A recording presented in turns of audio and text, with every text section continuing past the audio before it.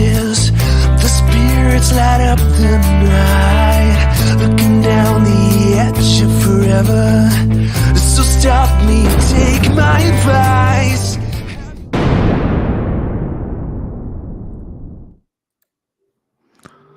Gee, we appeared at the exact same moment. Wow, incredible timing. What's the deal? I'm working on it. So welcome everybody. Looks like we got quite a few people in chat already. It's cool. Very cool. Very cool. And I see we already got super stickers. And Charles, you're just too sweet. Thank you, Charles. Thank you so Charles much. Smoke. Yeah, you just donated $10. Okay. So we have David Ellis, Tristan Yolton, Mark Peterson, and Jay Burch tonight. Yeah, I believe. That's up to you. Right? You're agreeing with me? Yeah, I mean, they'll be trickling in. Okay. You know, and they're all great, but apparently Mark Peterson has the best microphone. Oh, he does. Yeah, he told you that, right? Yeah. Yeah, okay. He So for me. that, just because he said that, I'm not going to introduce him now. I'm just going to bring him on as my buddy. Said he's not going to talk until you introduce him. Okay, well, never mind. That's okay. We got plenty of other people to talk. Yeah, we'll just ignore Mark. Okay. So tonight we're going to reveal some new Bigfoot sounds. Yes. That are quite incredible. We've been studying them for the last, almost month and a half. And so this is kind of a new reveal. Anybody who is here tonight will be hearing this stuff for the first time ever. And I have a feeling a lot of this is going to be in the normal Bigfoot vernacular in the future. So there we go. That's what's coming up here at the bottom of the hour. Boom. I think. So as long as we don't get swept away by pterodactyls, right? Yes. So Alex and his brother and his two sisters came over, and I had I call it the kids' birthday. Just kind of lump them all together and just have one celebration with one cake with a jillion candles on it. And because I can't get everybody over at one. It's too hard. It's like it's Alex's birthday, and then a week later it's AJ's birthday, and then a week later it's, Blaine's, and it just goes on and on. So we just lumped it all together, and we were sitting by the counter, and I saw, I was joking. I said a pterodactyl just swooped by the window, and that got me and you somehow going, Alex. Oh, I know, because I had given you a coat. Oh, yeah. And your brother zipped it up, and then it was suddenly how the pterodactyl is going to grab you by your new coat, and you won't be able to escape because your brother zipped your zipper up. And anyhow, by the time I get it unzipped, I couldn't breathe yet either. But we could not breathe, you or me. I mean, I was losing oxygen because I was laughing so hard. I hate that when it gets so bad. Yeah. Your stomach hurts and you can't breathe. Well, so anyhow, I should have sent you a photo of the group birthday, the kids. I could probably still do that maybe later. We'll show everybody all the kids. That's just half of them. Well, yeah, I know there's more. That never ends. I always you guys are all born in the spring because I got apparently busy in the fall, if you know what I mean. Yeah, I have an idea. You're all like spring people. Spring babies. All of them. So what do we got here? So I've never actually, we started talking. There's a lot of things I don't know about you, Alex. But do you sleep? Like, do you fall asleep right away when you go to bed? Sometimes. Or do you toss and turn and worry? Or what's your trick? Do you read before bed? I try to. You try. I try to just zone out. I mean, honestly. Do you fall asleep right away? Some nights it's just horrible. Really? It just doesn't happen, yeah. So you don't sleep that good. Once you do fall asleep, do you wake up during the night?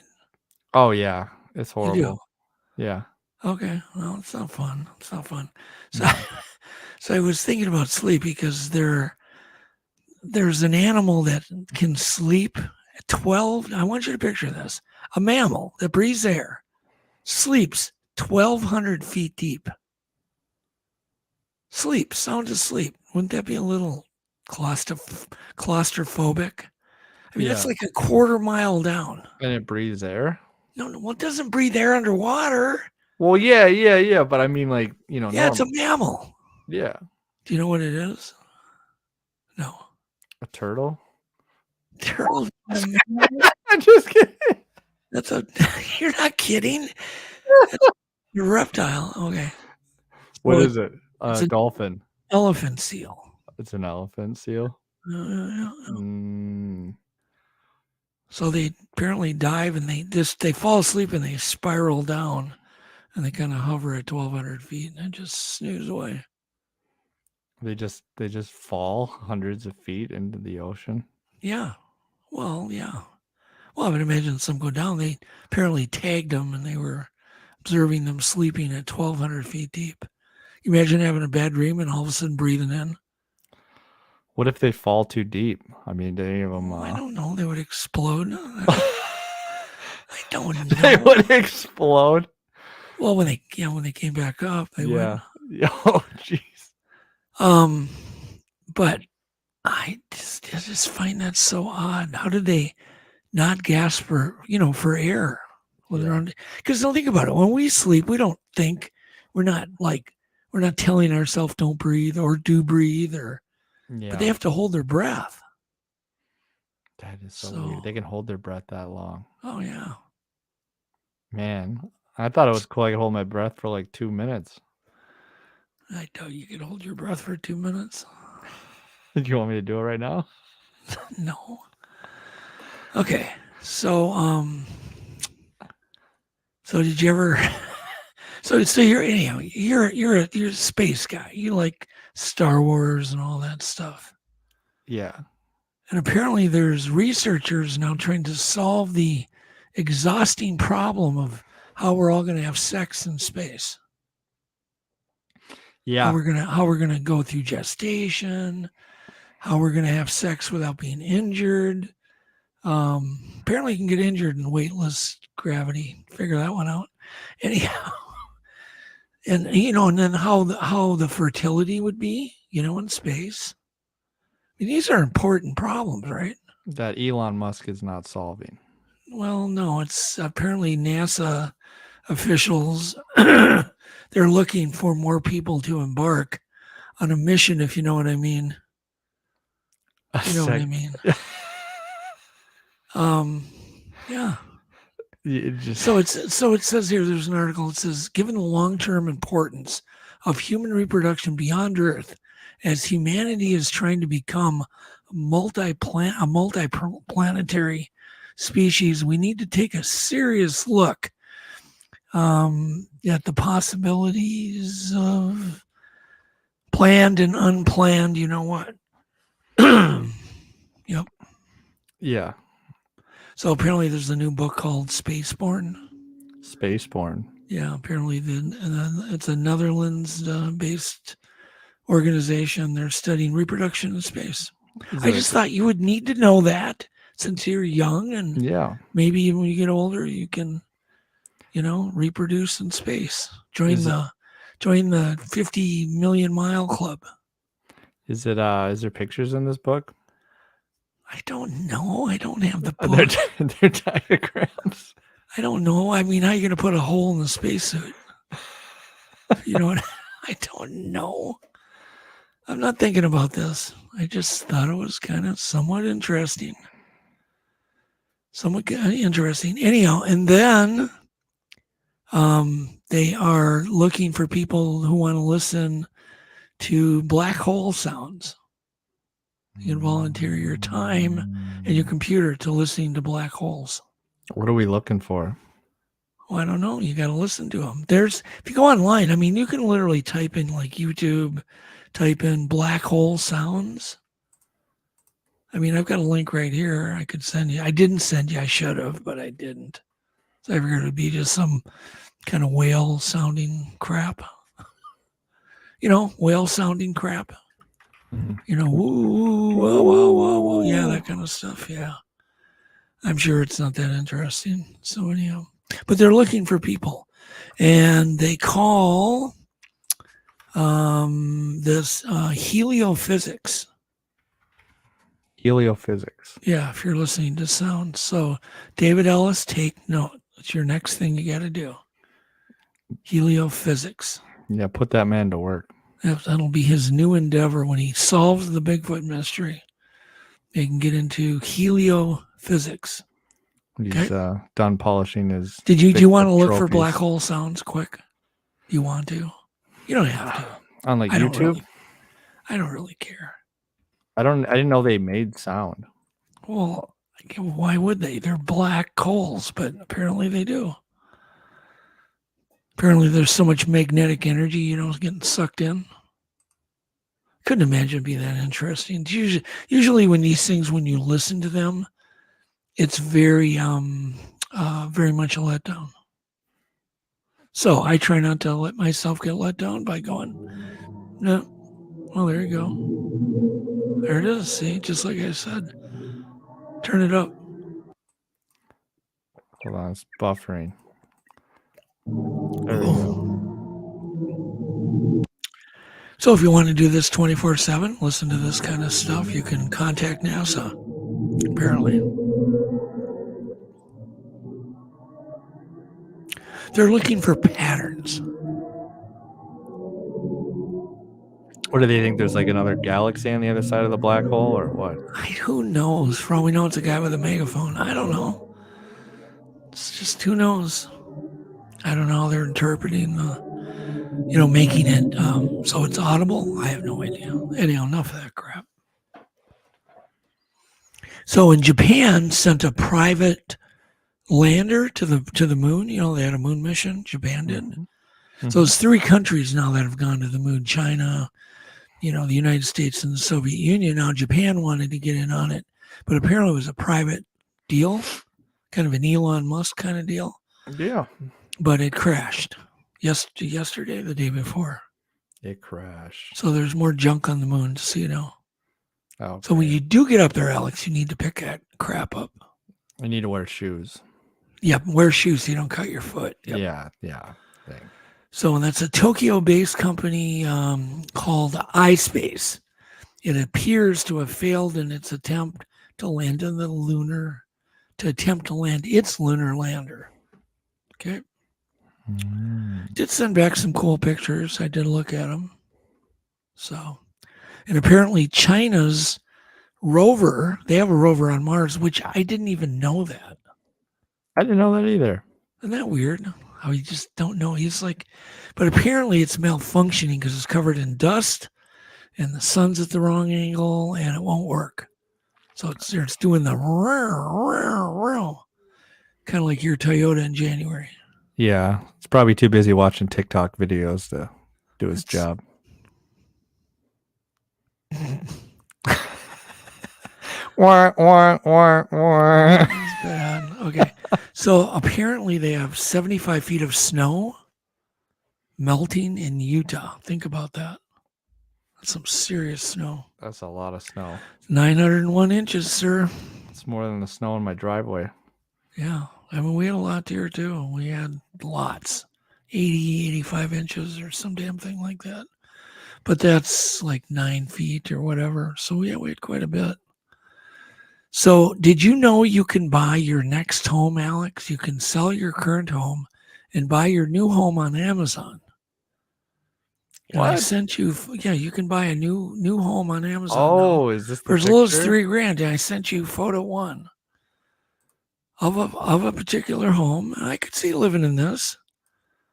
Like, you put it in the right location, be fine. I mean, I don't occupy that much more. I mean, you'd have, trouble doing much, but you could live in it. But you can buy these for like $3,000. It's just a shell, of course.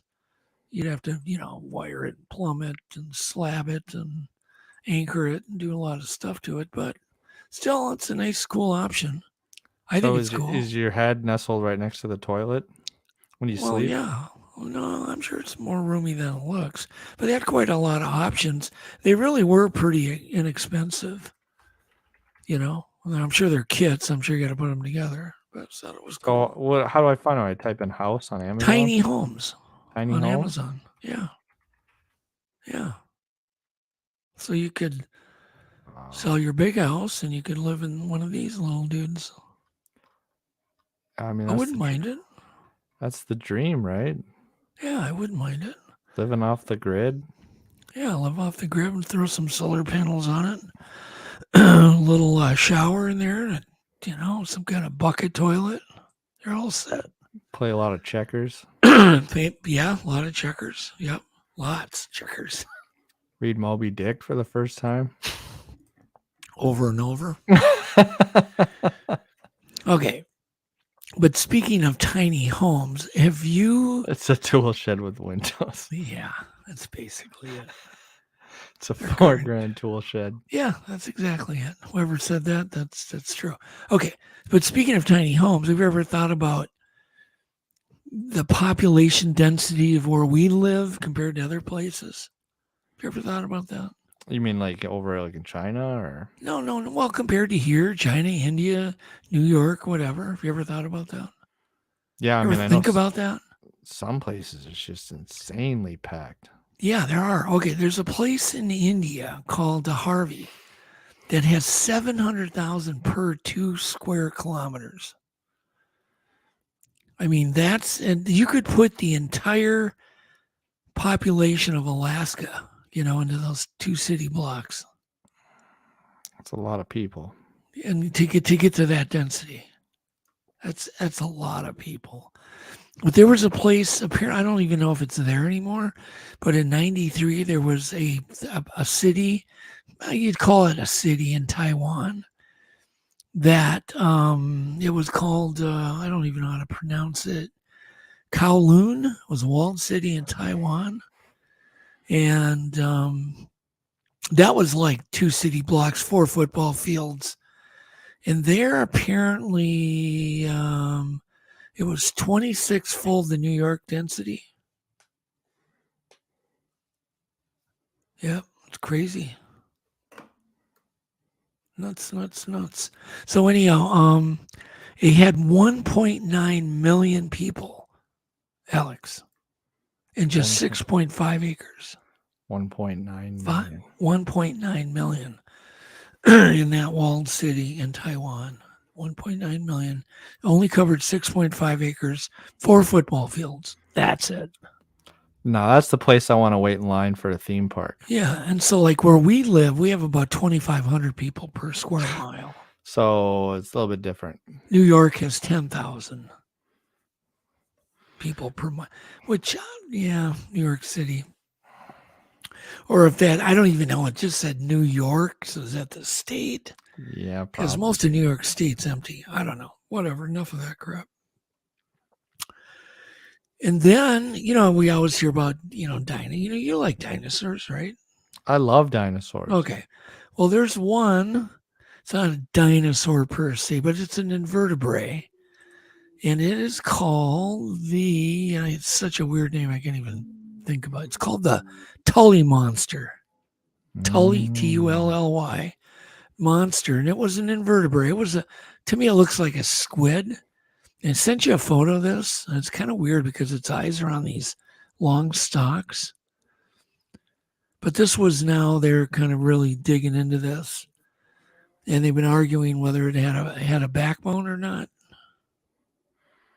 Looks like a combination of a squid and a flamingo.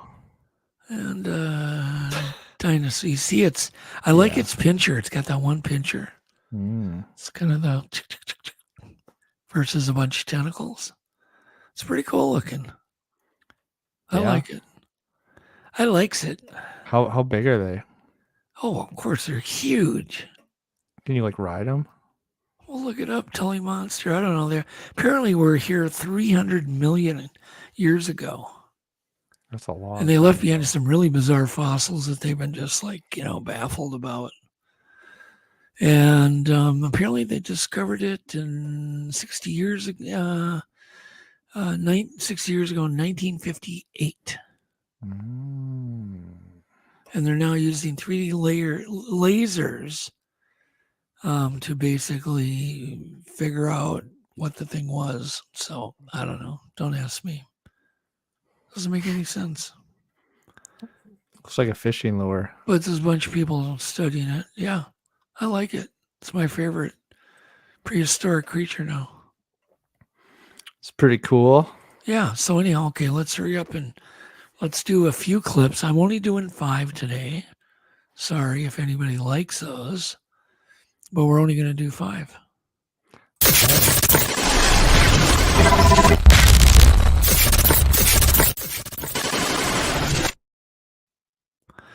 So this first clip is very fitting because of what we're going to talk about tonight, right? The Bigfoot Purr.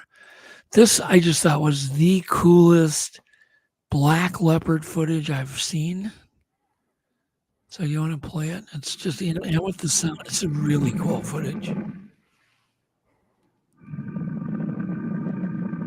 Listen to the sound it's making before it attacks. It's focusing. And it is a sound they do make even when they're being scratched, just like rubbed by like if they're in a zoo or whatever. It's a common sound. It's a sound of focus, unlike a purr. But probably contains infrasound. I almost said infrasound. Infrasound. So, all right. You look stunned. That infrasound stunned you, Alex. It hit me right in the forehead. I could tell it just hypnotized you.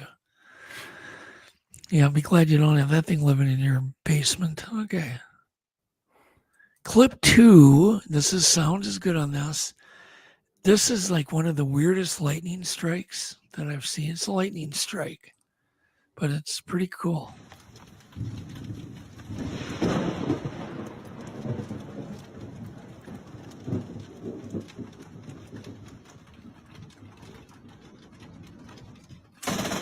Whoa. Did you see the brush coming off it? Could you see that? Yeah. Yeah. Could you? Did you see all the branches just fall off? Play it again.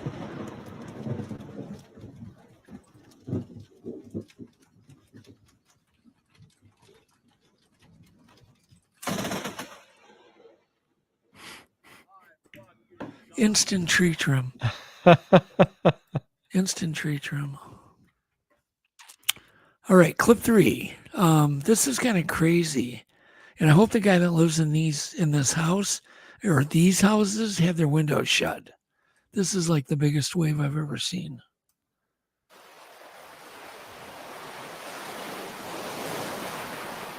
You don't realize how big that is till you look at the houses up above the cliff.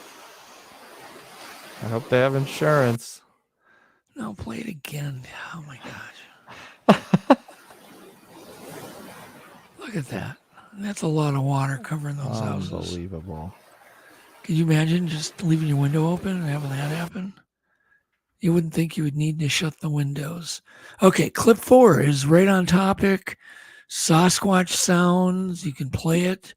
This will definitely warm everybody up. And the next after clip 4, then clip 5 will warm you up too. And then we're going to have David, Mr. Mark Peterson on. Oh, yeah, we could start with Mark. Sure. We can bring up David on too. But anyhow, clip 4. Play this. David, I'm curious what you think of this. 2 different sounds on completely Turn the opposite volume up, sides of our Alex. country. These are coming from the exact same beings. All the way. Sasquatch people. All the way. Take a listen.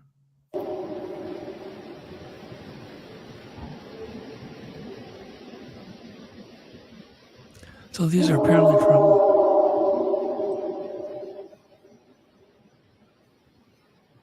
two different areas.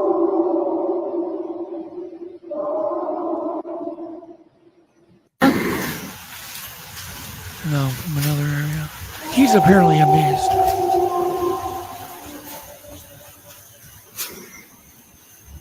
I don't really hear the similarities between the two, but they're both odd. I think it plays it in here.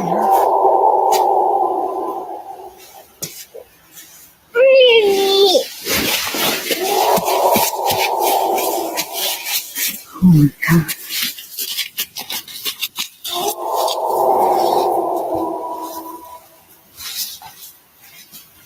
some big lungs on the second one. Doesn't sound like a wolf to me.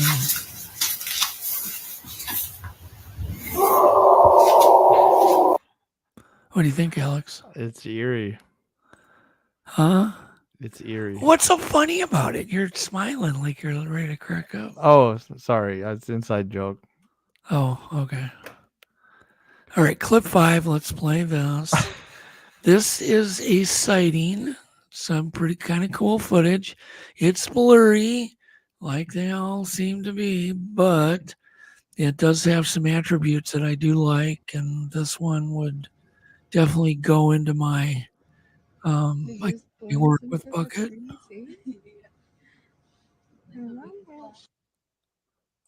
What? So that's a Sasquatch? Yeah, it's leaning forward. It's there's some physical traits that I find interesting, but once again, could it be a cow or a moose? I don't know. Could it be? I don't believe it is, but you never know. It's hard to say. I'm going to dig into that one a little deeper, try to find out who filmed it, and we'll get some detail. But the vocals were good, weren't they? Yeah, the vocals were really good. So, who are we bringing on first here? Mark's in the back room. Okay, and David's in the back room too. Yep, David's in the back room. Let's just bring them both on. Okay, do you want to introduce them on? Yeah. Oh no, I don't. I don't want to introduce you, Mark. Okay, I will. Although, you know what's weird? I sent that bio thing to me, and then the bio disappeared at the bottom of the page. So I can only go off memory. Oh, yeah, and you don't remember anything about Mark, do you? Not much. Something about him being a tracker, wildlife expert. I know he's a hell of a horseman. I know he's, as Mark likes to say, worked in the film industry. He's professionally for 25 years, but that's all been for me. That's all been for me. Did you know he's currently single? Oh, he's single too. Okay, well, the ladies get to know that. And let's see what else about Mark. He's all right. He's kind of a fun guy to hang out with. We even besides horseback riding, we'll take our e-bikes out. Take these long trips on e-bikes. Let's get him on. But he doesn't wear his cowboy hat when he rides his e-bike. Just the horses. He should in a saddle. But Mark he's definitely a wildlife expert. I don't know. There's other things he knows how to do, but nobody cares. Nobody cares? Nobody cares. Come on, Mark. We love you. Get me on. You are on. No one cares. Hey, no. Hang on. Hang on. Oh No, my he God, leaves. that was fine over here. Bring David on. Bring Pink David on. There he is. Yeah, we got rid of that. We got rid of Enough of Mark, that and crap. we got Pink David on. I just special already, lighting, magenta. Hey, I'm Magenta. gone now. Mark, What? what is I the? leave for what one is- second. I lost my square. yeah. Where's my square? What It's is Hollywood the- Squares Where's tonight. Doug's square? We can lose Doug's square. What is the name for David. Pink? How are you? Good, Mark. How are you? What? Doug's trying to hijack our wonderful. show. Have you noticed? Yeah. What is the name It happened. for the color David is? There's a name of Pink that David is. Magenta. Sunburnt. Magenta. That's it. I couldn't think of it. Anyhow. Use And I'm words nice like and that. pale. We got red. We got white. Yeah. Oh God, I was dying. You guys talking about me and I can't respond. It was killing me, Doug. Killing me. So anyhow, Killing so me. And I Mark. can only type so fast. So I met Mark not through Bigfoot, which is interesting, just through wildlife work. Mark was producing some wildlife films on his own, and I was helping him, teaching him the right way to do things. And then, you can tell we've known each other for like 30 some years. Water. Okay, Really but water. then we start talking about Bigfoot. Next thing you know, he's telling me about his not sightings, but experiences. And he's had a number of them. And then he had one not terribly long ago, and he's going to talk both. Why don't you first talk about the island incident, Mark, that you had Oh, okay. up Hey, in I northern got a question Minnesota. for David first, though. Sure. David, if you don't mind. No, What I kind- don't. What kind of a microphone do you have? Do you have a- Oh, I don't have anything like yours. I just hit Oh, right really? off the computer. Yeah. You need to move that I'm sorry. microphone closer, Mark. I hear you have the best. Yeah, move it I much do. closer. Does it say that? Yeah. Which way No, is Mark, move it right by you, so Closer? it's like 4 right by inches me? away. You want to see the top of it? Yes. Like that? You like that? Good. There we Okay. go. Good. Yeah. Hang on. I'm going to move that over just a little bit. Okay. I'm sorry. What was the question now? So tell Oh, us the about island. your island story, but move the mic closer so we can all This hear is you supposed to be a really good with mic. rich audio. There you go. Rich audio. It's much Okay. better when you move it closer. There you go. Your Right in son front. liked it before. No, it's I'm directional, not Mark. putting it right in front. Yeah, I'm still teaching him about audio and video. Doesn't ever end with this guy. Oh my God, I'm going to end up magenta like Dave. Yeah, you're turning I magenta. swear I was not going to use that word. Okay. Okay. We were way before I knew any of the traits of Sasquatch, like throwing rocks, logs, smell, things like that. A buddy of mine and I we always go up to northern Ontario, way, way, way up, and all the way to the top of Ontario, just before the tree line. And we were, and of course, I'm going to say it like everybody else does, way, way, way in the bush. We were like 125 miles from the nearest little town, and the little nearest town only had a gas station. So anyway, we were back in the bush on an island, probably 250, 300 yards offshore, tiny, tiny island, literally the size of a big house. So we walked the island, and the reason we always camped on islands for weeks on end, it was easier to keep food away from the bears, because when you're out in the bush, you really need to put your food up in trees so that you don't lose all your food. But on an island, you could bring big coolers and stay out there for 2-3 weeks at a time. So that's what we had done. Tiny island, beautiful, easy to walk it. There's nothing on the island. There's no living anything on the island, not even a squirrel. And that's good. So anyway, we're out there. Very first night, we built this big fire right on the edge of the island. Beautiful little tiny clearing, and never had a fire there before, because I don't think anybody's ever been there before. And my buddy and I were sitting by the fire, big fire, and I had my tracking dog Shandy, which was known nationwide even before the internet back then. Doug knew him well. He'd done shows on him, and phenomenal animal, and did anything I asked, period. And so we're sitting there by the fire. I'm going to make a very long story short, because this happened 5 times. And this was back when Maglite came out with those, get the camera right here, whatever, giant, I'm trying to put 2 hands up, but it's not working. Yep, those big flash. Giant Maglites that, and I joked about, needing to take out a loan to fill up the batteries.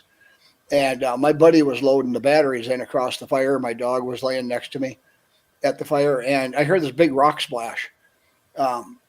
30 feet away, but right on the edge of the shore. And you could tell the size of the rock was, give or take, volleyball or smaller. And you hear this splash, clunk, clunk, clunk. Yeah, because an island, of course, is just a big tapered rock with trees on top. And didn't think much of it. Thought maybe it was a fish jumping. And again, long story short, every time this happened, Ron and I would look at each other. And towards the second to the last time, I looked at him and I said, "That's really cool, Ron. How'd you do that?" And he says, "It's the battery effect." And I thought, I don't know what that means, but we were very opposed to littering. So Ron didn't throw a battery, but he's putting battery. I don't know what he's talking about. Whatever. The last time it happens, I go, "Seriously, Ron, how'd you do that?" And Ron looks at me and he got really mad. And he goes, "Screw you. How did you do it?" Well, at that point, we both realized that something's going on. And so I took my dog over there. Or actually, I didn't right away. We went and looked, and there was a deadfall, pine tree deadfall off in the water. For some reason, my eyes kept going to it. And it's dark, of course. And it's just sitting in the water. And we're looking around, cannot find a thing. It's just like the island was before. And Ron goes, call Shandy up here, see if he'll track anything. So I said, Shandy, get up here. And I pointed down, track. And he track for about 2 seconds and laid down, and I mean flat, frozen. And I thought, weird, must have been a hard day, grouse hunting, whatever. Didn't think much of it, went back to the fire. And 15 minutes later, Ron says, hey, where's Shandy? I look up, he's in the same spot. And I called him. I said, hey, Shandy. And that dog was like pinpoint accurate. Perfect. It took me about 4 times of calling him. And finally, I got up, picked him up, and carried him back down to the fire. And he was pretty much frozen up there, and brought him back down to the fire. And then we were good to go after that, and nothing else. But it's not a meteor, because you're going to see that. Plus, it's an explosion when it hits the water right next to you, not a little splash. It's not fish jumping, because you're hearing the splash and the big rock. I don't know. It was just a really, really, really weird deal that if you think about it, if you want to put that into a Sasquatch situation or concept, we're 250 yards offshore. Nothing for a bear to swim. Black bears swim, they swim over a mile like nothing. And this thing obviously could too. And then I was really drawn to this dead pine tree laying down in the water, and something easily, and that was like 10 yards away, 30 feet, a stone's throw away from where the stones were landing. It was just a really weird deal. And I didn't know anything about Sasquatch back then, any of these things, but it certainly could have been something that sees our fire from the mainland. 250 yards is nothing. Huge fire. It's like a beacon to mainland. And we're totally in the wilderness. And by the way, Doug, that island is really right next to where you and I camped when we did the bird video. Oh, and okay. where we put that crap running by the tent in the middle of the night, Yeah. all that. That's probably a half a mile from there. We were hunting you and I were grouse hunting those same woods where the mainland is from that island. That's where we saw that pack of timber wolves. Yes. Yeah, we saw the pack of timber. Was cool as hell. Yeah. First glance, I thought, is that a donkey in the middle of the trail? That's what it looked like. This timber wolf was so big, David, it looked like a donkey. They were so big. It was cool as heck. Yeah. So anyway, I mean, these rocks that were thrown 5 separate times, were spaced about 2 minutes apart, give or take. What time? What time in the evening did this happen? I couldn't tell you that, Doug, other than it wasn't as soon as it got dark. We'd been sitting by the fire for a while, and when you're hunting like that, grouse hunting, hiking nonstop, you're getting up at daybreak or before every day. So we weren't staying up too late. So it was well before midnight. Guarantee you that. Well before midnight. So it was a really weird deal. I can't explain it any other way. It's not a meteor. It wasn't fish because of how it splashed. And then the big rock, you could hear the big rocks clunking on the bottom. I doubt anybody would think it would be a meteor, but I guess the first thing I think of is a beaver, like a beaver, whacking his tail. But that's a pretty unique. But how sound. do you hear the rock rolling down? Right. You don't with a beaver. Yeah. And it was 5 times in a row, splash, clunk, Clunk, clunk, clunk. clunk. Yeah. And it was a rock, like I Well, said. the way the island dog, literally the thing is is, a rock. I knew Shandy would never get frozen ever. Totally. Yeah. I mean, you could have sick Shandy at a cougar. Yeah. And Sandy wouldn't be frozen. He actually did. Numerous times out west when we were, he's cornered javelina, wild boar. He pinned him up against the wall and kept him there. Yeah, he was pretty fearless. He froze. He was done frozen. I just thought it was weird, but I didn't know, any of these traits that are attributed to Bigfoot, like rock throwing, for example. And then when dogs do go after, they've been noted to freeze up, just flat out freeze up. Vicious coon dogs, bear dogs just freeze up when they get on the scent.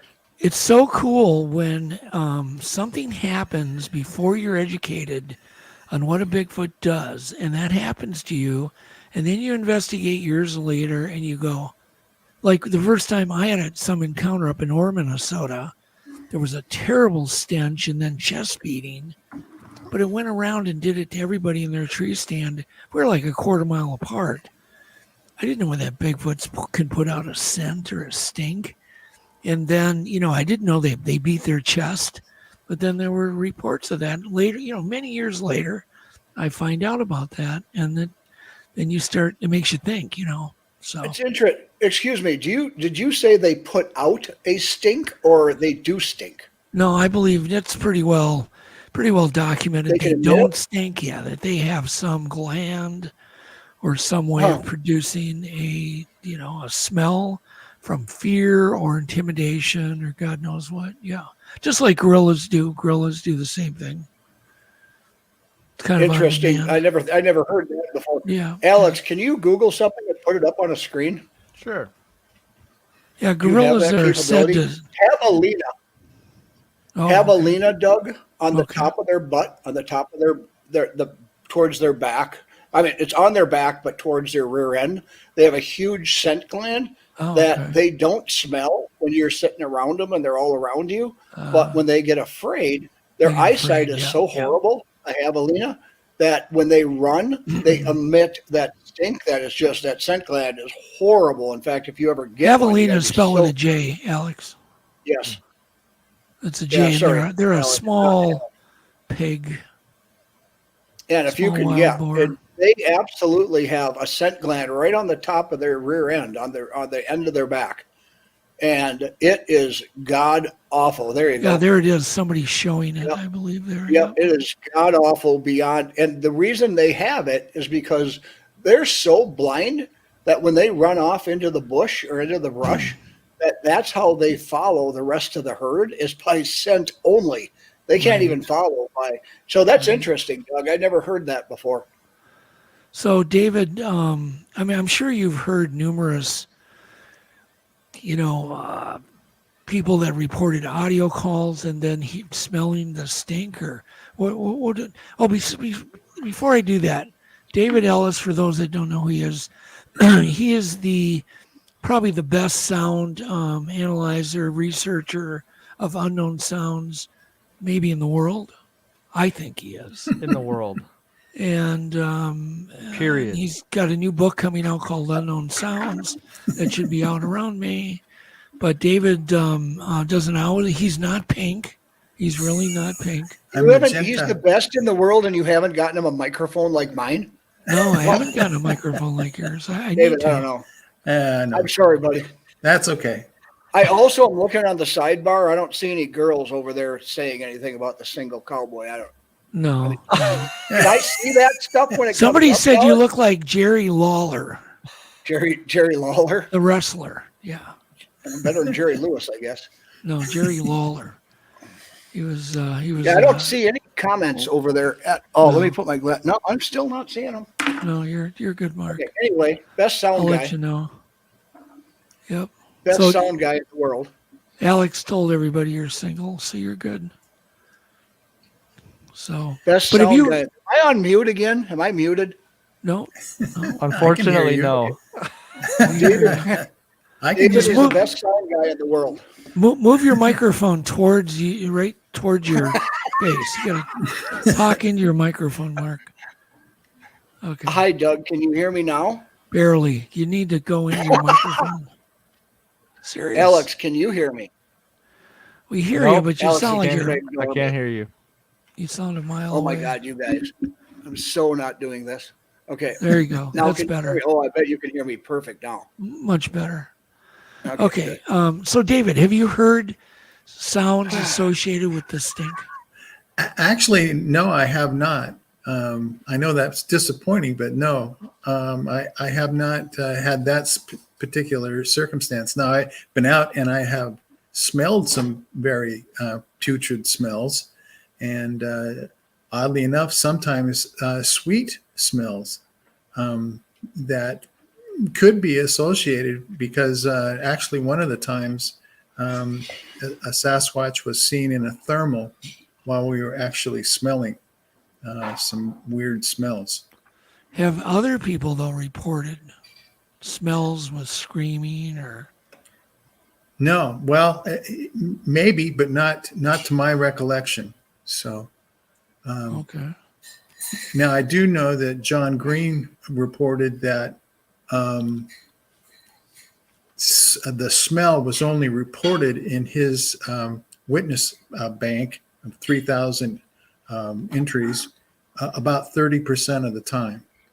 So That's interesting. yeah, so only 70% of the time smell was not mentioned. Well, Mark, when he's done doing dishes, apparently he got up to do his dishes.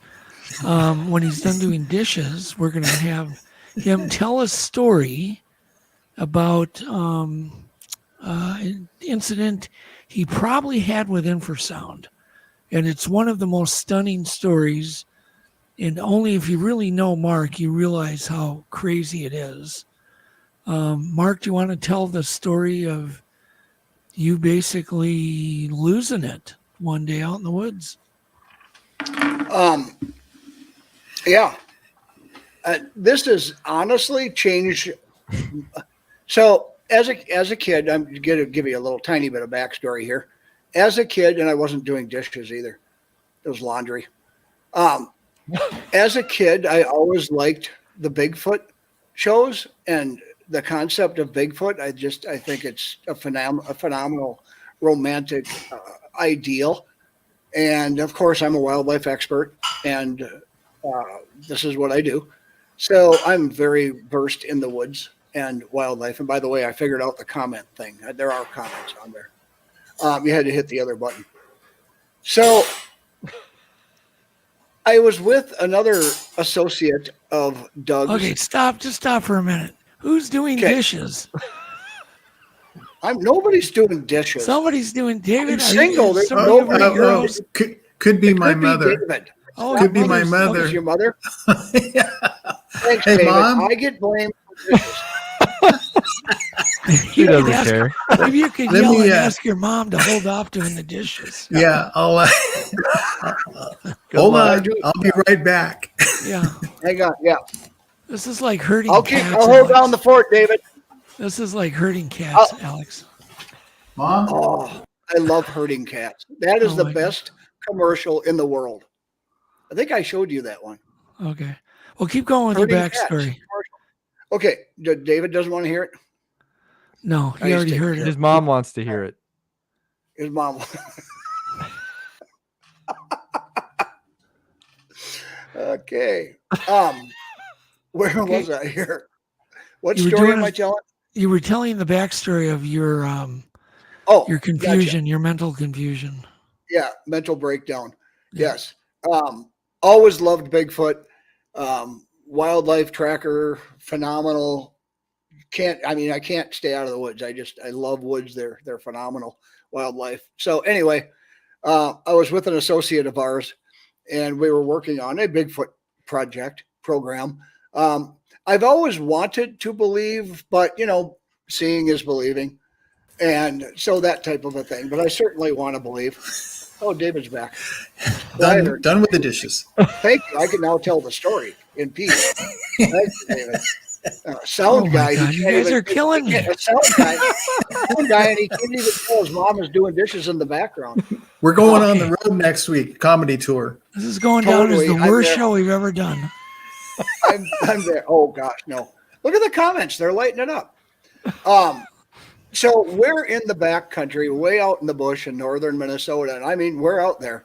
And the guy that I'm with is total city boy. Loves the animals, loves the outdoors, but he's not with it. So he always calls me to help him. And anyway, we get out there and he finds this area that there's these tree breaks, which I've never put any stock in. But this area has all 3-inch in diameter trees, 30 feet tall, 20 feet tall, and all alive. This is early spring where no leaves on the trees yet, but no snow. Beautiful day. Could see forever in the bush. And there's like 6 of these trees broke off at 12 feet high. I know because we went back and took a tape measure. And I actually should have sent you that, Alex. Oh, you know what? I can send you that, Alex. the I would love to send you this picture, Alex. If I open my email, that's not going to lose everything. Is it? Tell us to finish your story, Mark. It's really a worthwhile picture.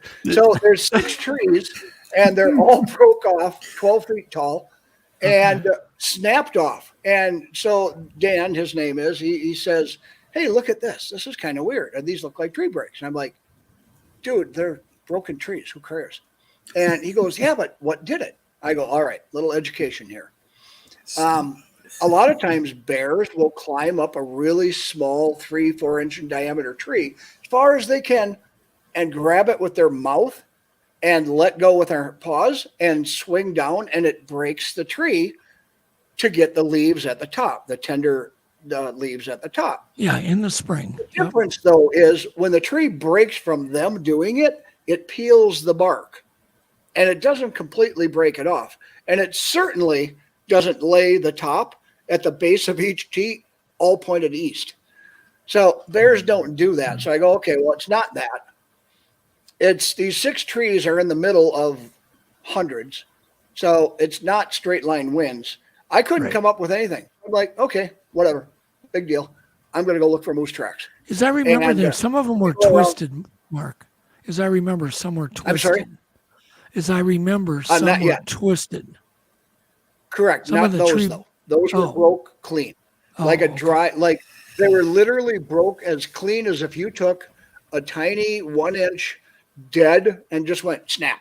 They're that broke. Like two hands.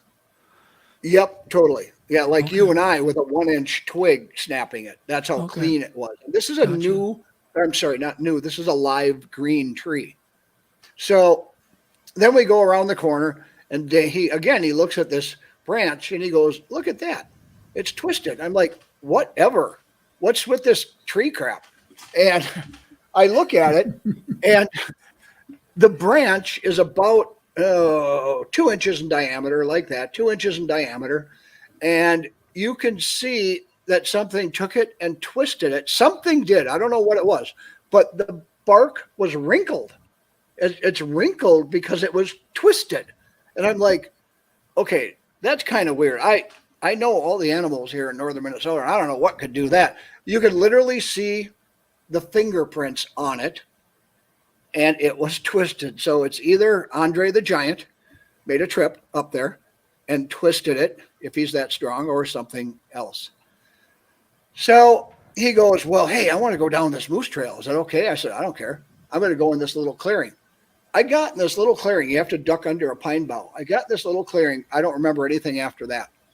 And then a couple minutes later, I guess, Dan came in, and I'm standing right in the opening. And he goes, "Mark, get out of the way." And I didn't say anything. He goes, "Mark, get out of the way. Let me in here." So he scoots by in the brush and gets in. And he's telling me this now. I don't remember much of it. He says, "What are you doing?" And he said, I'm going in circles.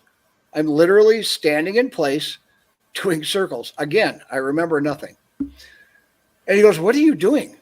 And I said, and now I do remember saying, "We need to get out of here." He's like, "What?" I said, "We need to get out of here. We need to get out of here now. We're going to die." He goes, "Mark, let's keep looking. There's a lot of cool sign here. Do your job. Let's keep looking." I said, "No, you need to take me home. I want to go home. I just want to go home." And he's looking at me going, "Okay, dude, you're freaking me out. There's something wrong with you. Like you're having a stroke or something. You don't know what you're saying."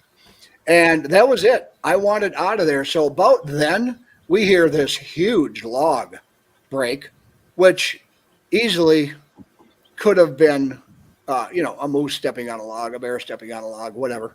Could have been anything.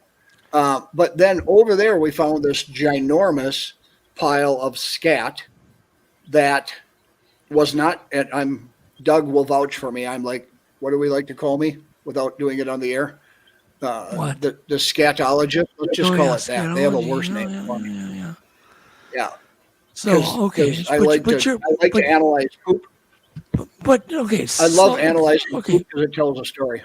Back up just a little bit. Hi, Jay. Hey.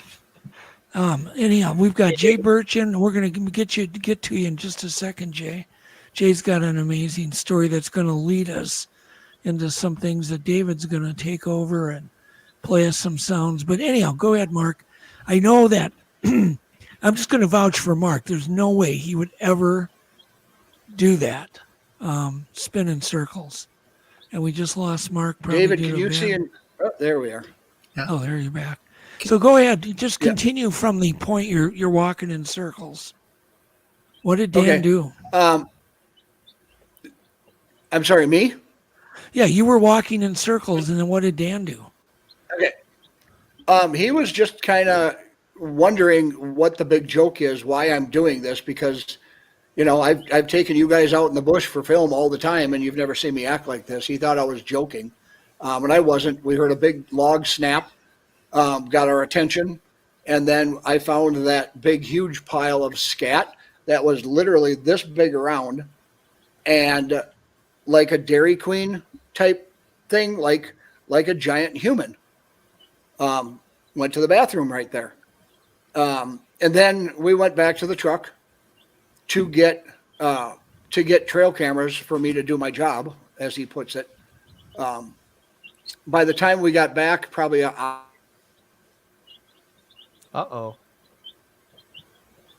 I love you, Sibylla. My German Shepherd's named Sibylla after her. So.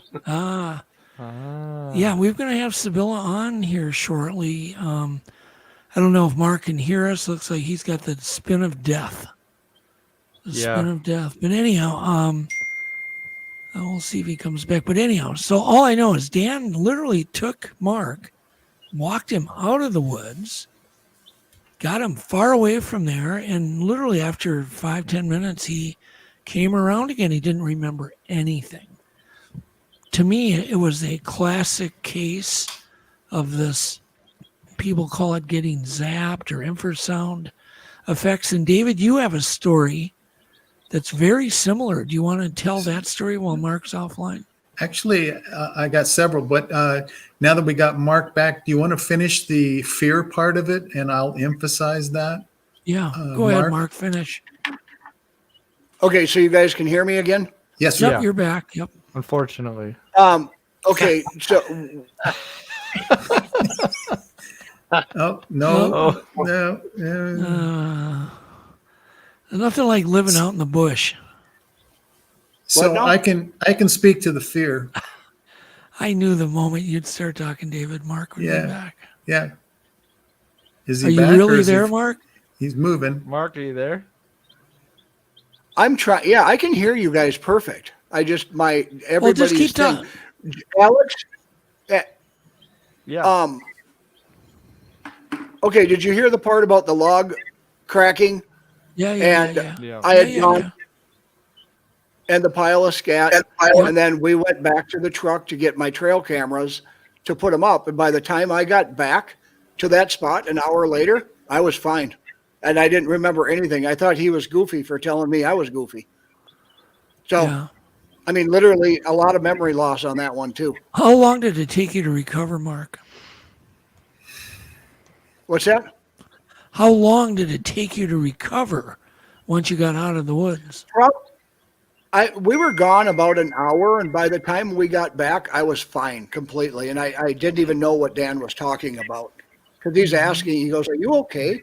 And I said, "Yeah, I'm fine. Are you okay?" And he's like, "Dude, don't you remember when we were here last time you were freaking out?" And I said, "Yeah, I don't know what's wrong with you, but I'm going to go put trail cameras up." I mean, I was literally lost an hour. Such a strange story. David, do you want to tell your woodcutting story real quick? Sure.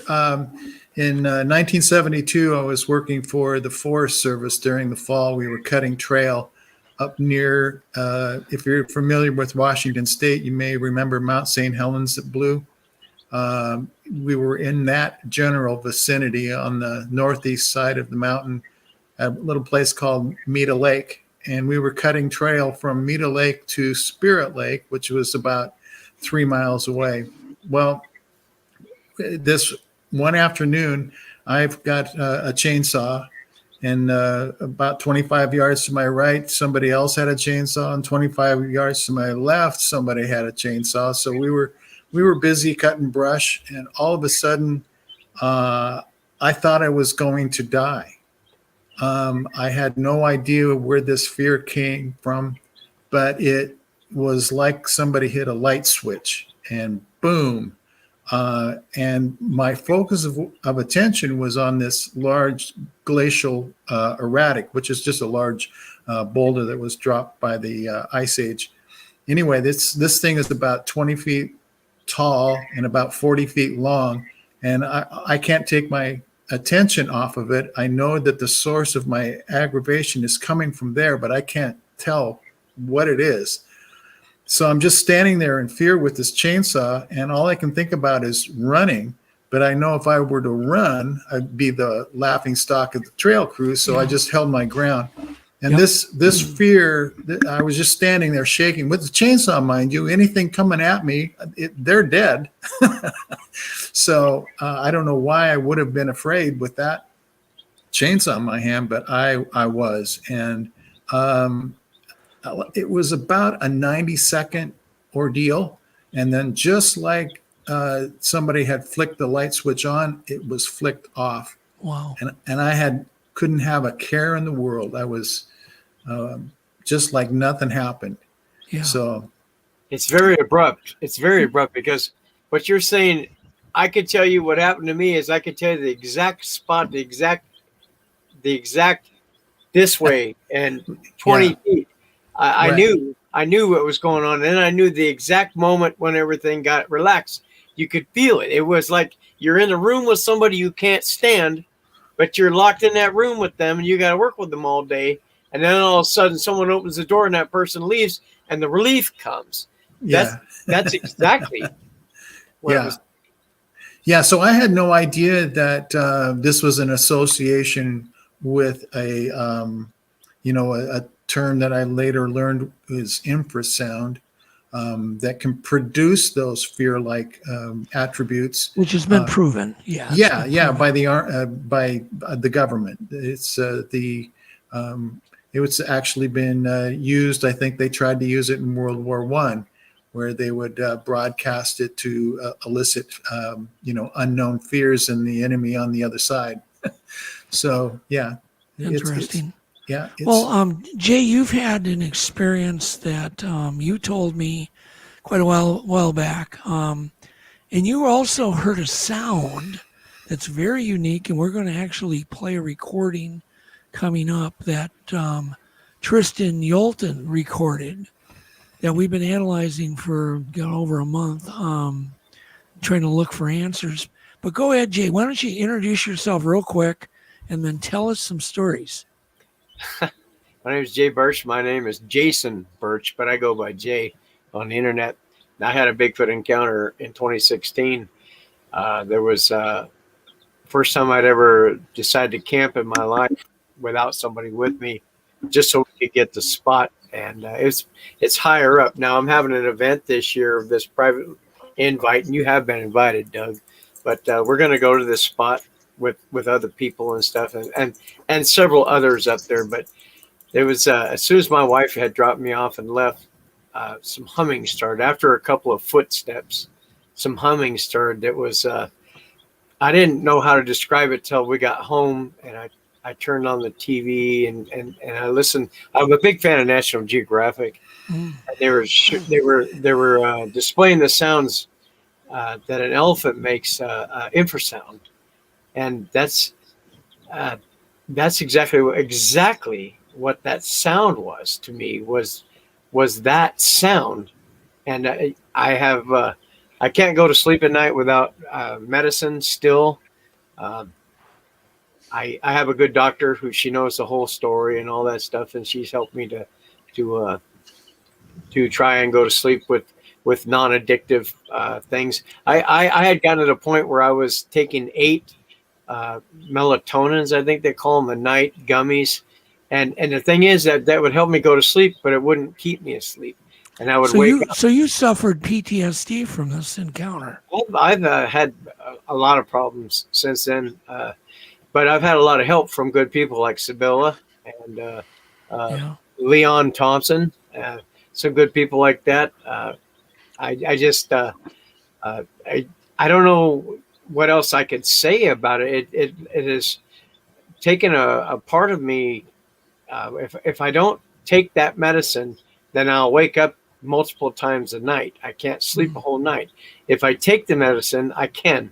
Now, if I go up into the mountains, which we're going to do plenty of times, which I'll never stop going, because that's why we even moved here to Cougar, Washington, was so I could be closer and try to keep trying to interact. Is that when I get into the forest, though, it's kind of weird. Is I might take 2 or 3 of those pills, and I will still wake up for any little sound. I'll still wake up. You still haven't even really told us your encounter, Jay. Can you? Yeah, you know what? I'm going to make this public right now. I'm not telling this ever again after tonight. Okay. It doesn't do me any good, and so I'm never going to tell it again. I know it's tough. I got a question. What are the doctors? Well, how were the doctors when you told them what happened and what's your deal, and how did the doctors react to that? My doctor's hair on her arms were sticking up, and she knew something was wrong, and I was telling her the truth. She's like not just my doctor now; she's become a friend.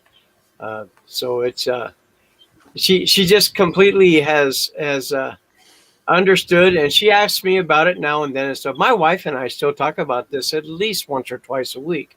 That was very traumatic for us. Not just for the night I was up there alone, but for the following month when we were chased.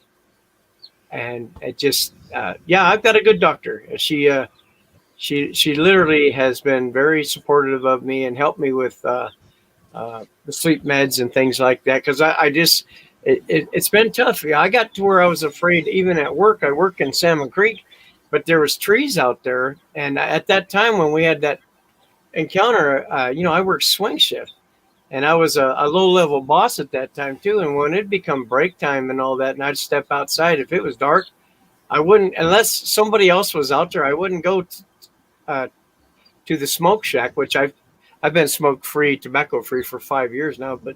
But back then, I literally couldn't go by myself because there was trees out there. And I was just scared to death. I was scared of everything. I still am. These guys get a great kick out of walking up behind me and touching me on the shoulder and watching me jump. But until you've seen one of these things and had an interaction with them, it'll change your life forever.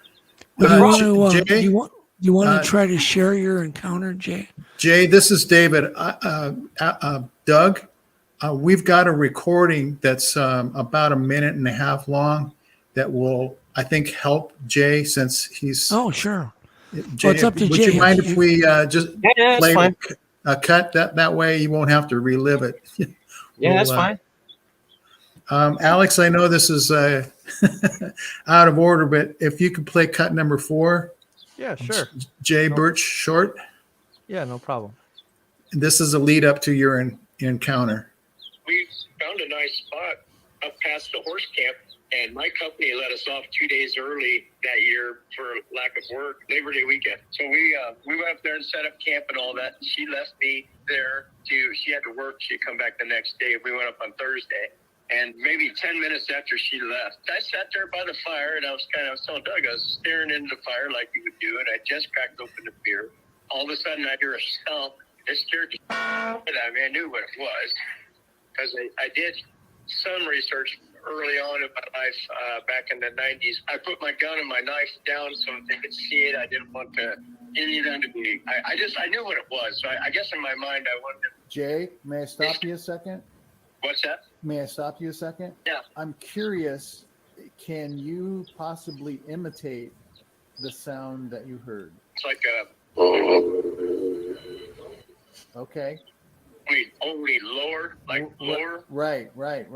Was there a staccato beat to it, or was it a solid hum? It never stopped. It was like I keep saying that it reminds me of a cross between a didgeridoo and a June bug. Ah, there we go. Okay.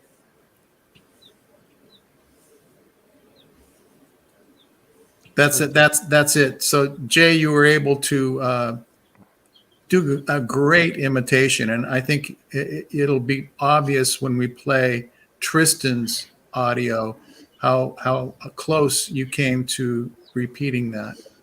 Can you, Jay, would you mind though? Because I still haven't really heard the encounter. I don't know if you'd mind. I don't want to force you to do it, but I'll do it. But this is it. I'm not doing it ever again. well, it's great because then it's recorded and you won't have to. You know, and Tristan, hey, my wife wants to say hello to you, so she said, make sure Tristan knows. Hey, Jay, tell everybody. Tell her I said hi. Tristan's a good kid. Okay, Yeah, so go ahead, Jay. it was the holiday weekend in 2016, the last of the summer, and we couldn't find the spot that we had originally wanted to go to. We went up to a higher camp that we were not used to being in, up on Goat Mountain, which is at the base of Mount St. Helens, and we got there, and I kind of felt like something wasn't right, but we got there, and machismo took over. You know, that male thing is stupid, and I said, yeah, this is a great spot. So we went back to town where we live now and got some wood and things like that. We set up that camp, and my wife had to leave because she had one more day she had to work. So I built a fire, and it was raining off and on, not hard, but just raining off and on. And I heard a stomp, and off to my right, and I had just cracked a beer and all that, and I set that beer down. And I knew what it was. I mean, I first thought in my mind was, as you try to trick yourself, was I was hoping that it was an elk, but I knew better because you know, we're around elk and deer all the time. So I decided that I would take my gun and my knife off just to show that I was going to be okay. And I held it up for it to be seen and put it off. And then there was another step, and I tried to whistle, and all it would come out was, I couldn't whistle. I was so dry, and my heart was beating 100 miles an hour. But I picked up some of the stuff. I tried to act like I didn't know anything was going on. And I had extra bundles of wood on the fire. And I picked up a chair and walked to our tent. And we hadn't camped in 15 years. You know, it had been a long time since we camped. And so I sat over there, and I made a short little video that something's over there stomping their feet and all that stuff. And I sat there for a while, and I thought, well, everything's going to be all right. And so I walked back over there. And as soon as I sat down, it was 2 steps taken toward me. It could have been 1 or 2. And I just abruptly got up, and I threw the rest of the wood on the fire. And it was there was a lot of energy coming off that fire. So I walked back over to the tent, and I sat there, and we only had a half a cylinder of gas to keep the lantern going and everything. And I put the beer down. I wasn't going to be, if someone pulled in that camp, I would have got a ride from them, and I was going to leave everything there. And I didn't want to be that drunk guy claiming there was a Sasquatch there. So I just set my beer down and said, to hell with it. But God, I was just, rain was coming and going, and it was finally starting to get dark. And out of the corner of my eye, I see something coming out of this wild berry patch. And it was a black cottontail. I've never seen a black cottontail in my life. So that scared the crap out of me, but it left. And it finally got to the point where I lit the lantern, and I took my gun and my knife inside of the tent. And I didn't cover up or anything. I was wet, shaking because I was nervous. And all of a sudden, once I got in there and closed it up, the humming started. And it was like driving me insane. It just went on and on and on. And being a diabetic, I really had to pee. And it was, every once in a while, I'd open the tent just a little bit. And I would look out there, and I wouldn't see anything, but that humming kept coming. But then the rain would come, and, you know, you're in the tent. And that really drove me insane, because I couldn't hear him anymore when that rain came, and I was just wishing for it to stop. And so I kept that knife in my hand and the gun in my hand, because I figured if I had to cut my way out of there, that's what I'd have to do. But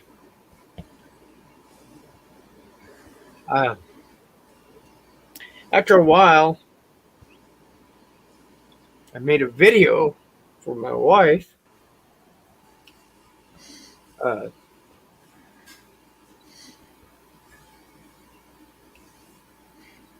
Telling her how much I love her, the kids, and all that. And I thought this thing was gonna kill me, or these things. So I made that video and put my phone down. And I laid there as it got rained, and then would stop, and then the humming just kept going and going. Finally, around 2 or 3 in the morning, I had to go to the bathroom. I had to go, being a diabetic. So I opened the tent up, tried to lay on my side, and I opened it up just a little bit, and this clear bubble just started floating through the camp with a little bit of like a red ambience around it. That it floated like a bubble bell.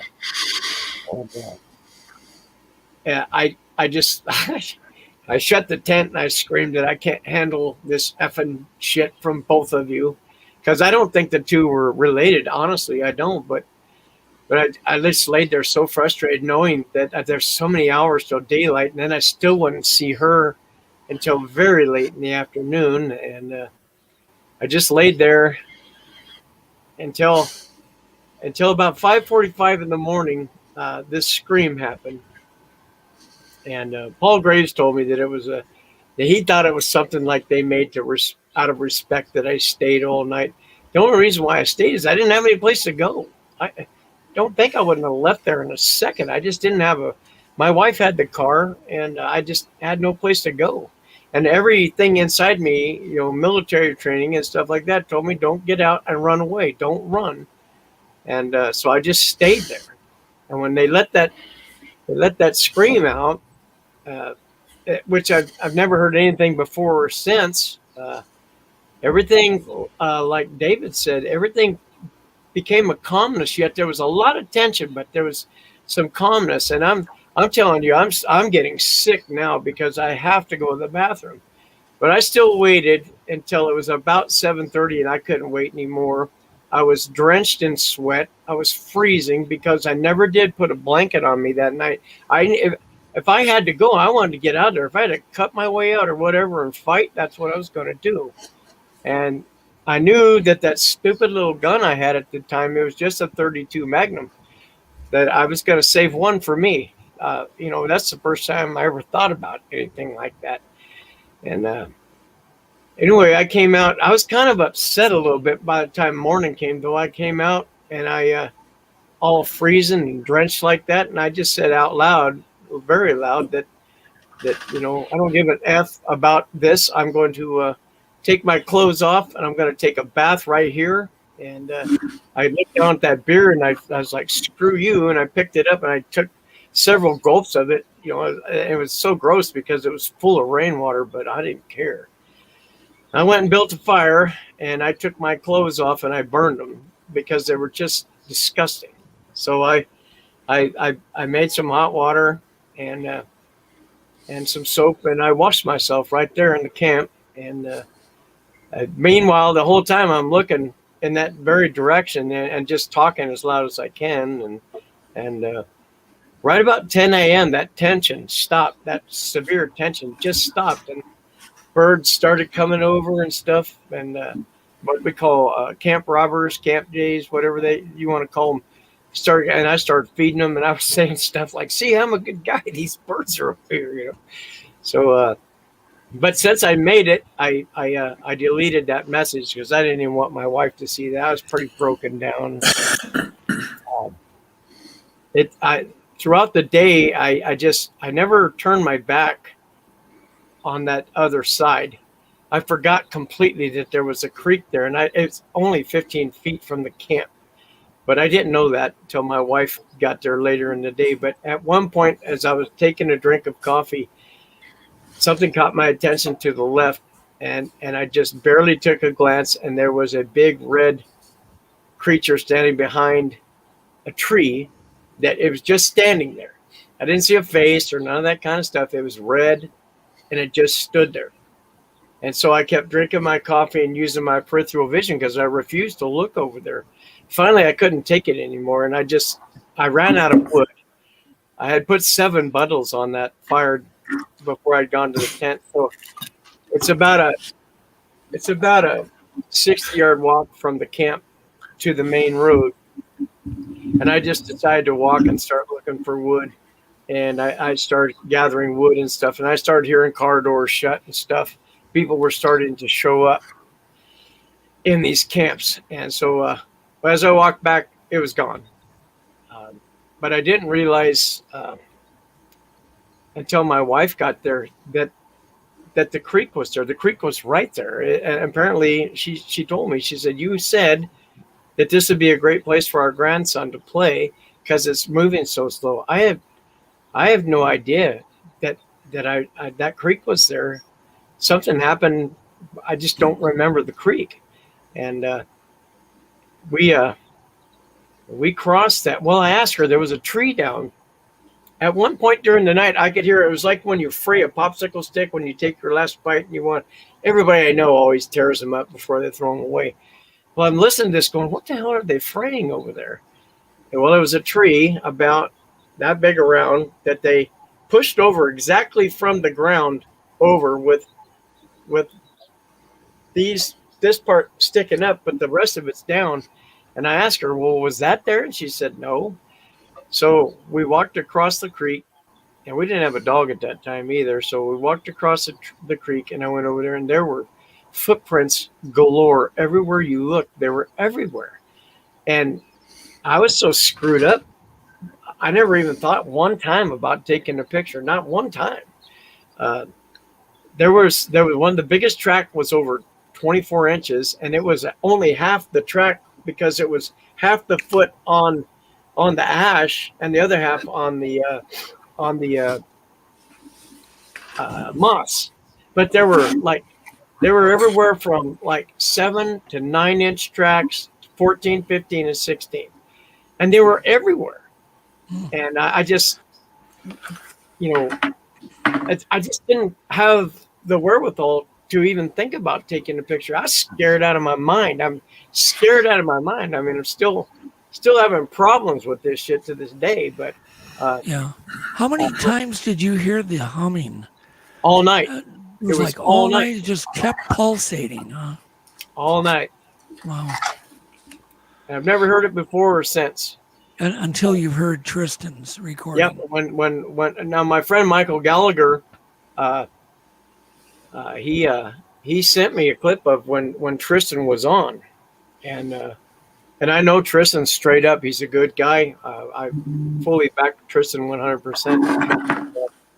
When I heard that, I went on and got on. I downloaded your show and went to the whatever mark it was, and I was like, it kind of brought something back to me that kind of screwed me up a little bit for a little while. Right. But I actively am up there all the time in this area. I care about them actually, and I just think that something was off or something that weekend. I don't know. I'm not. That was something that I'll just never forget. It's hard. It sounds like a scary night, and certainly you were scary as hell. Well, here's my wife, and when she gets up there, they're making noise back there. They're whooping. They're you can hear them back there talking. It sounds like when deaf people. I work with deaf people at my job, and they'll be like when they're doing their stuff. And no disrespect, I'm sorry, but that's what it sounded like, and it was broken English. Yeah, like unbelievable, and that I had to go to the bathroom again, of course, later in the day when she was there. And so I stand at the edge of the camp and I began to pee, and I'm wearing a bright red hoodie. And all of a sudden I look up and I thought was a big woman walking down the trail. She's looking right at me, and I'm telling my wife, "Oh man, there's a woman coming," and I couldn't stop. I mean, I just my nerves were shot and all that, and I'm in a full flow of being. And just as my wife gets up to look, she takes an abrupt military left into the forest, and she had all these weird colors beaming off of her, pink and purple and stuff like that. And I was just like, this gal's wearing a weird coat. And it wasn't until like a month later we figured out that it was lichen. She was covered in lichen, and when the sun hits lichen, when it's wet, it gives off those colors. And I just thought it was a big woman layered with a. Well, we lost Jay. So I was just going to mention, if you're not on, just mute your mic so we don't get all this mic sound. David, do you want to play Tristan's sound? Sure. Yeah. Tristan, we've got several cuts. I've cut it down just a little bit. The very first recording, Alex, number 1, is there's I think 3 or 4 of these we'll call purrs.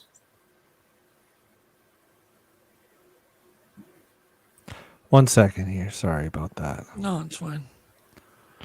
No problem. We lost you, Jay, there for a second. Yeah, man. So, how loud? Let me just ask this the last question. How loud were these?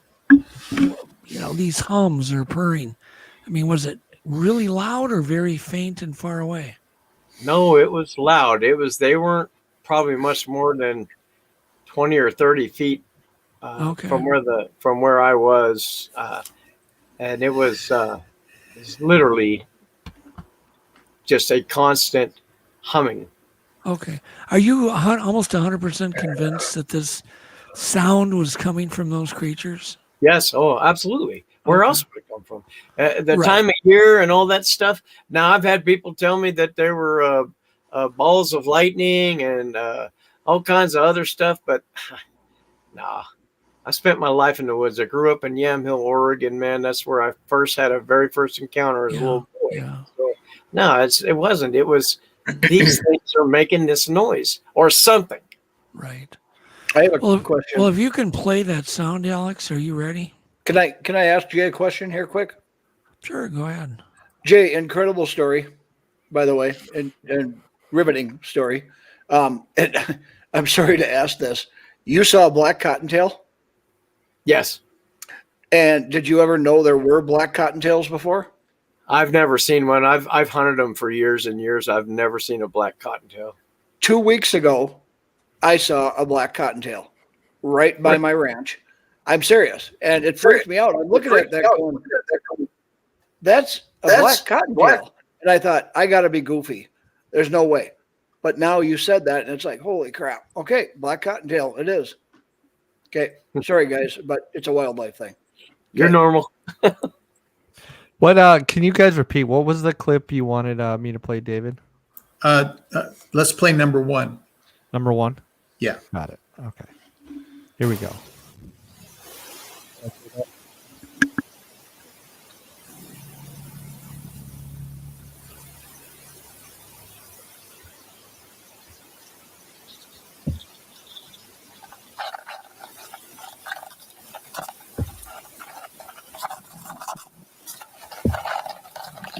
So apparently this thing's eating at this point food that Tristan had left out.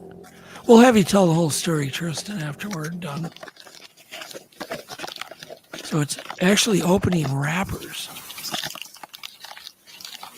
They're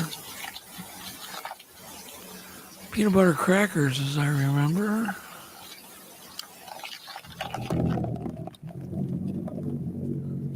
And there's the strange hum.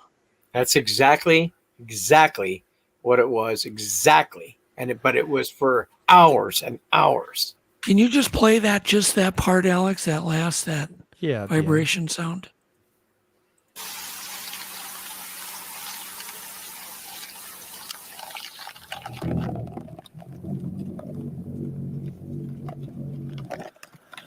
I've got, like anybody that's got headphones on listening to this, you can literally feel the vibrations of that sound. It's a very That's what I different felt type of sound. all night. Is like it was bouncing off me. Sometimes it felt like it was coming right through me. Oh, okay. So you felt the vibrations in your body, Jay. This is important because this is all happening. I mean, we're talking about this kind of real time. And literally when I listen to this, there's just so much vibration coming off this recording. Can you do it one more time, Alex? And then we're going to talk back with David again.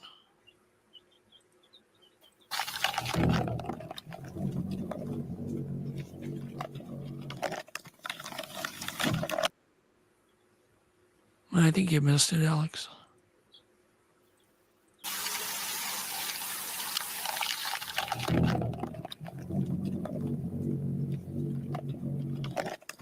Yep, there it was. See, my face is really hot right now. Yeah. Yes, like something's going on in here. I'm just glad, Tristan. God, I'm so glad you got that. God, I'm so happy. Thank you. Is there other recordings, David, of this sound? David, you're muted. You're muted.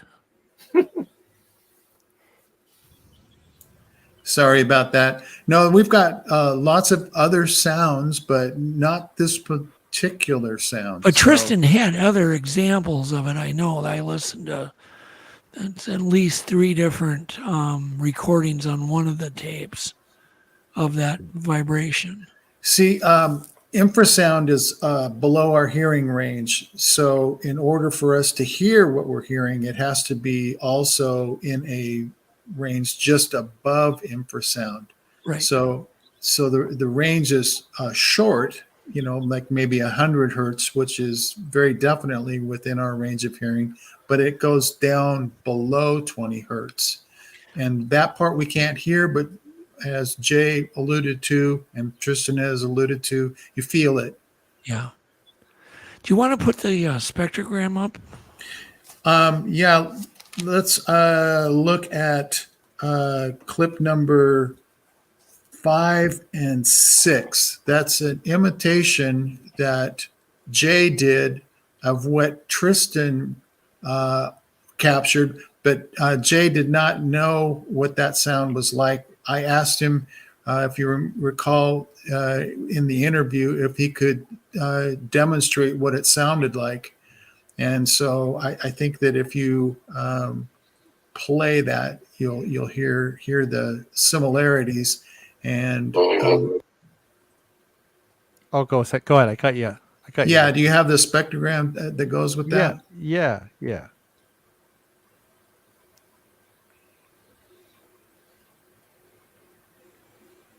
No. So between the 2 blue lines, those are the important features.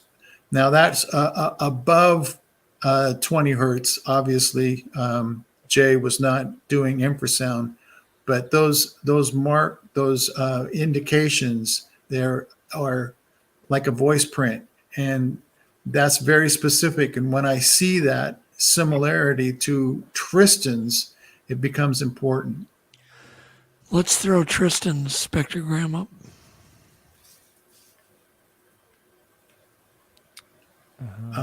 Number 7 and 8.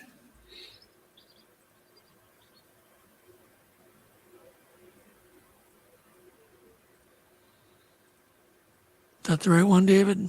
Yes, that's the first one is what Tristan recorded, and the second one where it says human, that's Jay. So if you want to play that, I believe it's looped.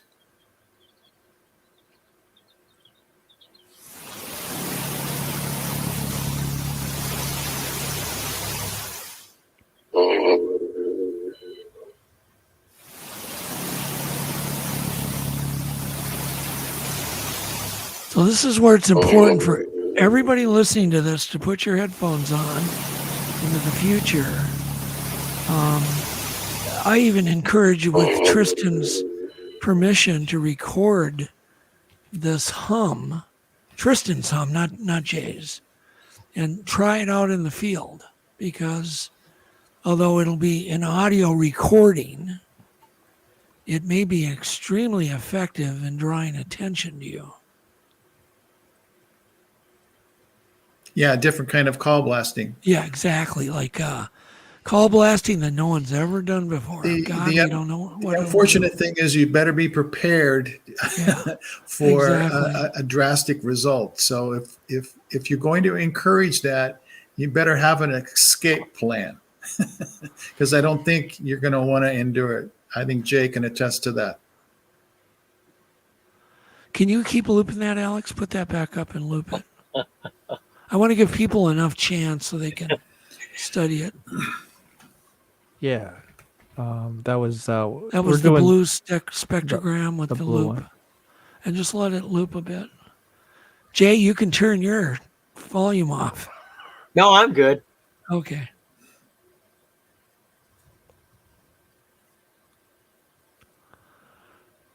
I mean, this is really something new that we've suspected, but no one's been lucky enough to record it.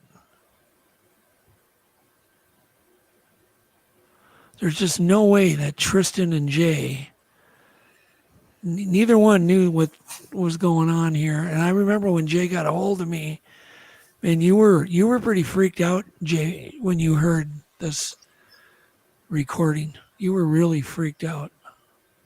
Well, Tristan and I, we met by accident. Tristan pulled into my camp, and we've been friends ever since. I mean, I think he is the standout right now in the Sasquatch world for the work he does. I've got nothing. I will back Tristan to the very end. So, thanks, Jay. Alex, did you find it yet? We want you to loop that spectrogram again. David, can you tell Alex is confused? 7 and 8. Sorry, I'm overstimulated. Yeah, that's okay. You've been hitting with infrasound, Alex? We still love you.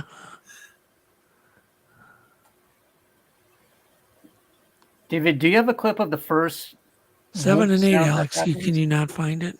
This is 7 and 8. It's not Sorry, up. Tristan. We're not seeing it. We're not seeing it or. Oh, okay. You're not hearing it?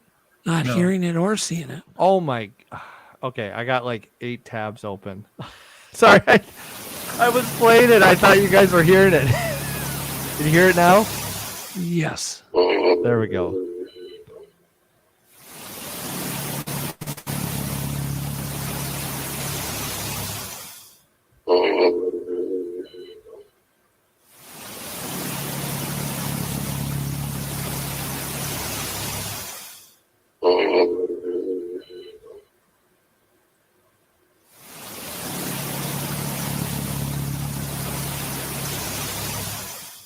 David, could you clean some of that? I don't know if it's wind noise.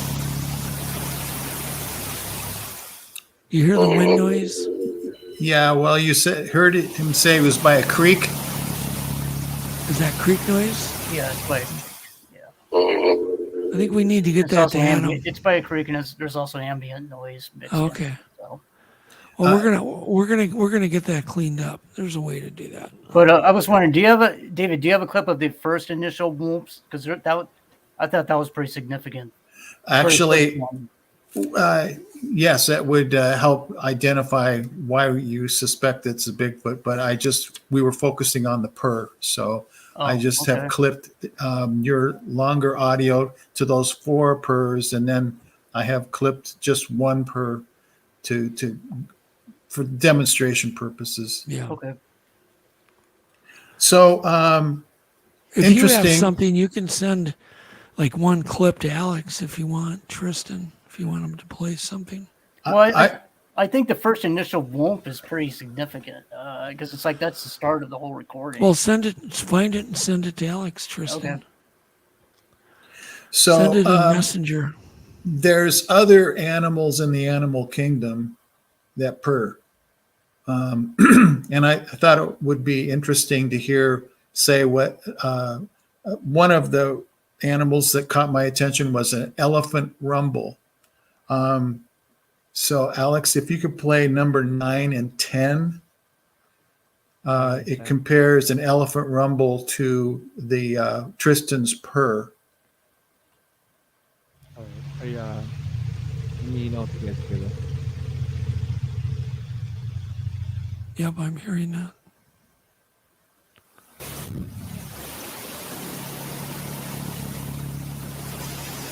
No, that's Tristan's, yeah. You're right. This is the elephant. Very similar in a lot of ways. Right. And that's kind of hard to believe. It's similar to an elephant.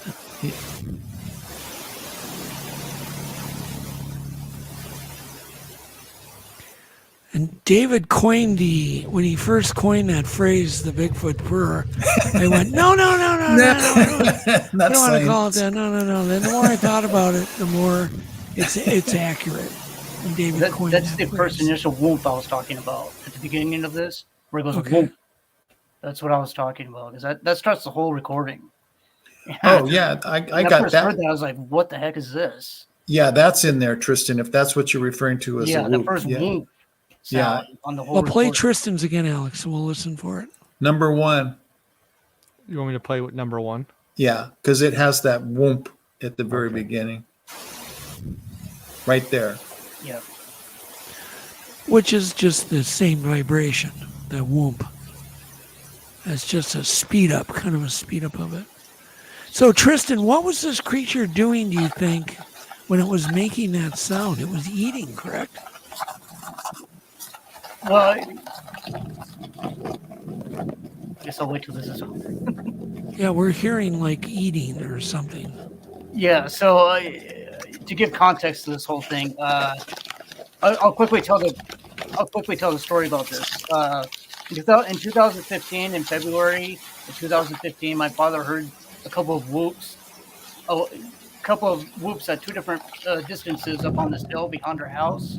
Okay, hold on, Tristan. Alex, you need to shut it off.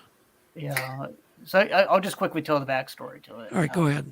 So in February 2015, my father was going to work early one morning, and he was taking the trash out. And as he was taking the trash out, he heard two distinct whoops at 2 different distances up on this hill, up on this wooded hill behind our house over here. And he thought that was very odd, and he took a mental note of that. And as he was going to work down the road, there was a herd of elk in the middle of the road, and they're all looking up at the hill where he was hearing these whoops coming from. And he actually had to swerve around the herd of elk to get to work. So a few weeks later, I think we might have been watching a Bigfoot program or something, but he mentioned it to me and my mother about the whoops that he heard. And my mother and I went up on the hill the next day, and we put out a jar of peanut butter. This jar of peanut butter up on the hill, along with some peanut butter crackers, which were in these plastic wraps, probably would hold 6 crackers. And we put that on a log that was next to a stream. There's a small little creek up on this hill that was along a old logging road. There's an old logging road that's up there. And I put this audio recorder up on I strapped it to a stump with a bungee cord. This is the very old audio recorder. It's one that doesn't have a USB connection. That you actually have to get that audio off of this. I had to connect another audio recorder with a USB, and actually had to record onto that recorder to get the sound off of this, because it's pretty old. It's a pretty old recorder. And I strapped this to a bungee cord, and I just left it overnight along with this jar of peanut butter and the peanut butter crackers.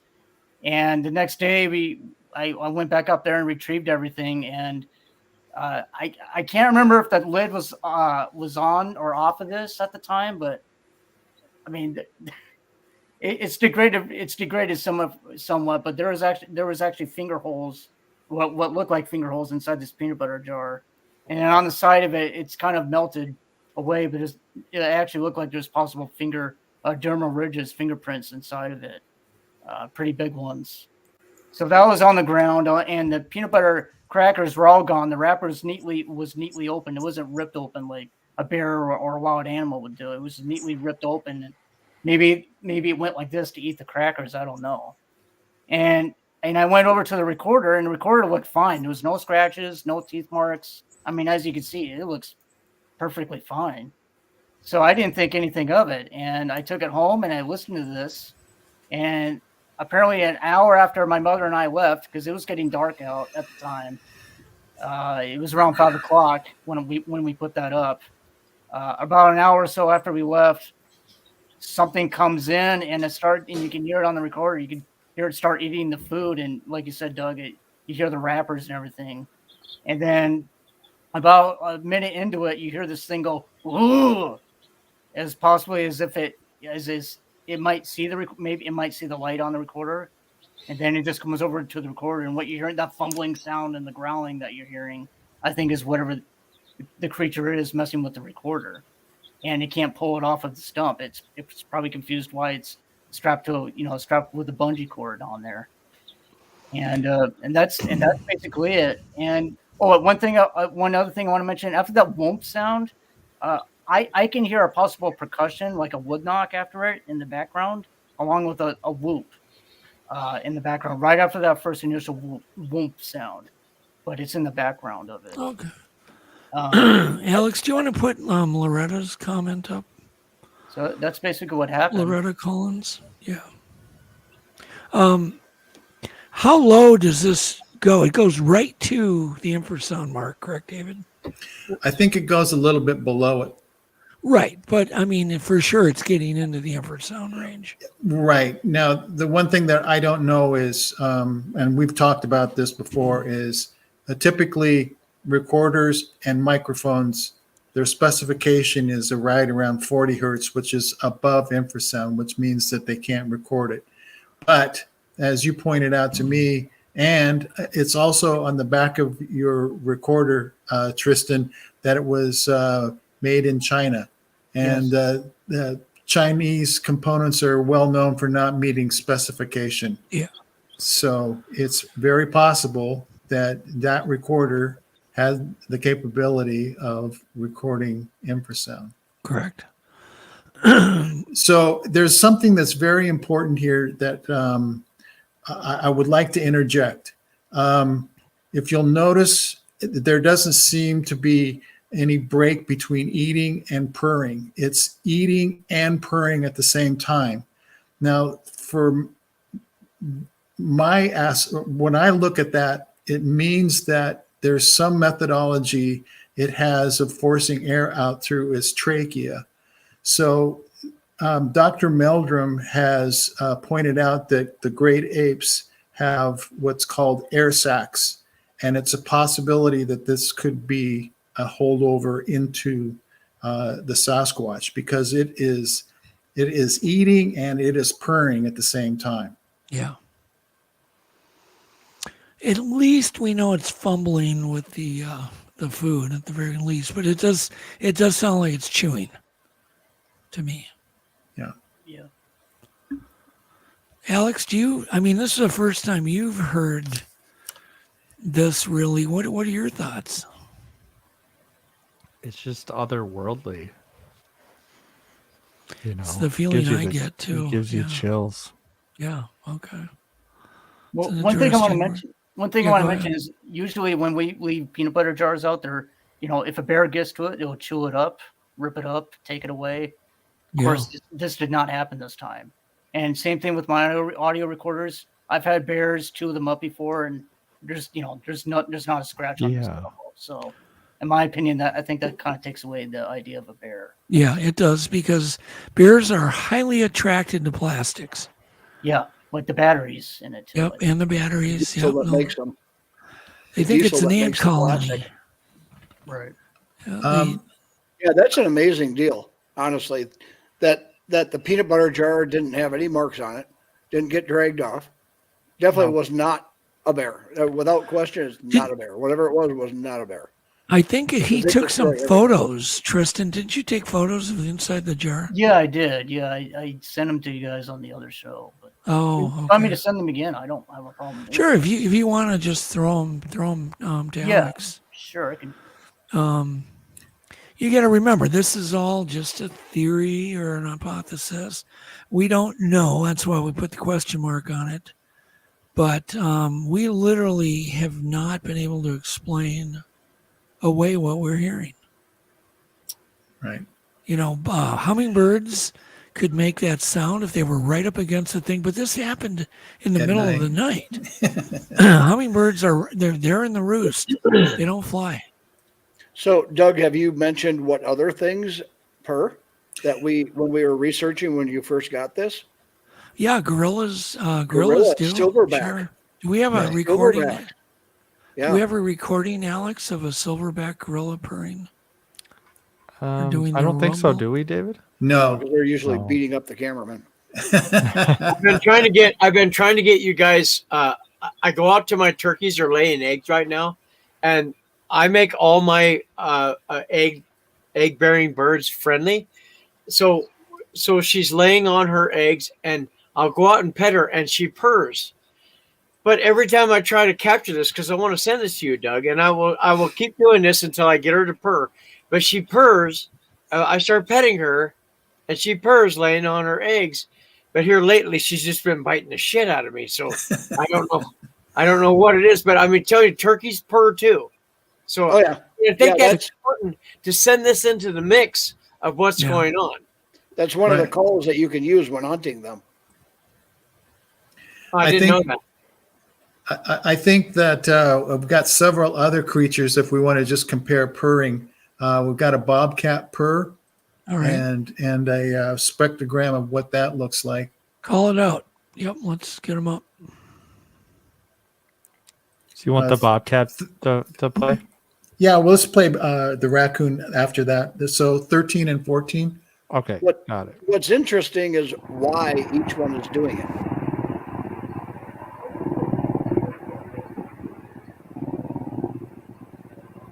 It's interesting. Now, can you hear it inhale and exhale? No air sacs. It's purring on the inhale and purring on the exhale. Are those primate air sacs, David, inflated and then deflated? Yes. Okay. Have you heard witnesses talk about raspy breathing? Yeah, of course. Yeah. Okay. Well, I think that's a function of rattling air sacs. I don't think they're all they have bronchitis or anything wrong with their lungs, but humans had those air sacs too, I believe. Yeah, very small and almost gone, so almost non-existent. But at one time they did. Right. What do we got next here? Raccoon, number 11 and 12. 11 and 12. Here we go. Raccoon. Very different than Tristan's. Now, as a person who I have raised raccoons because I used to be a coon hunter, I raised walker hounds and plot hounds. That's spot on for the raccoons. Now, normally that's a baby going to make that sound. Correct. Raccoon, but that's spot on, and that's going to be a baby raccoon. Now, the older, when they get adults, it's going to be a little higher, and it's going to be a little more. If they're attached to human beings, you're going to catch some love in there. Honestly, the only way I can actually put that is you're going to get when a dog when you're petting them because they love you, you're going to get that purr from a raccoon when they're a full-grown adult also, but it's just going to be a little bit heavier than that one he just played. Interesting. What else do we have? Well, I don't know if we want to get into Blaine's circumstance and Angleworm Lake. That was very different. That was awesome. That was very different, but there is some still. There's some weird stuff going on. There's some weird stuff going on in those recordings too, and he used a Zoom H1 recorder. Do you want to describe what was going on in Blaine's tapes, David? Well, what was interesting to me, and we discussed this, was after listening to it over and over again and determining that it was organic and not mechanical because it was it didn't maintain a specific rhythm. It was broken up, in places. So we came to the conclusion that whatever was making this sound that seemed to drift into the infrasound range was almost like matching a heartbeat, if you will. And I mentioned that one of the ways that you can get control of a situation is if you can control the heartbeat of somebody. And that if that was the case, maybe it was trying to maintain a specific heartbeat from Blaine.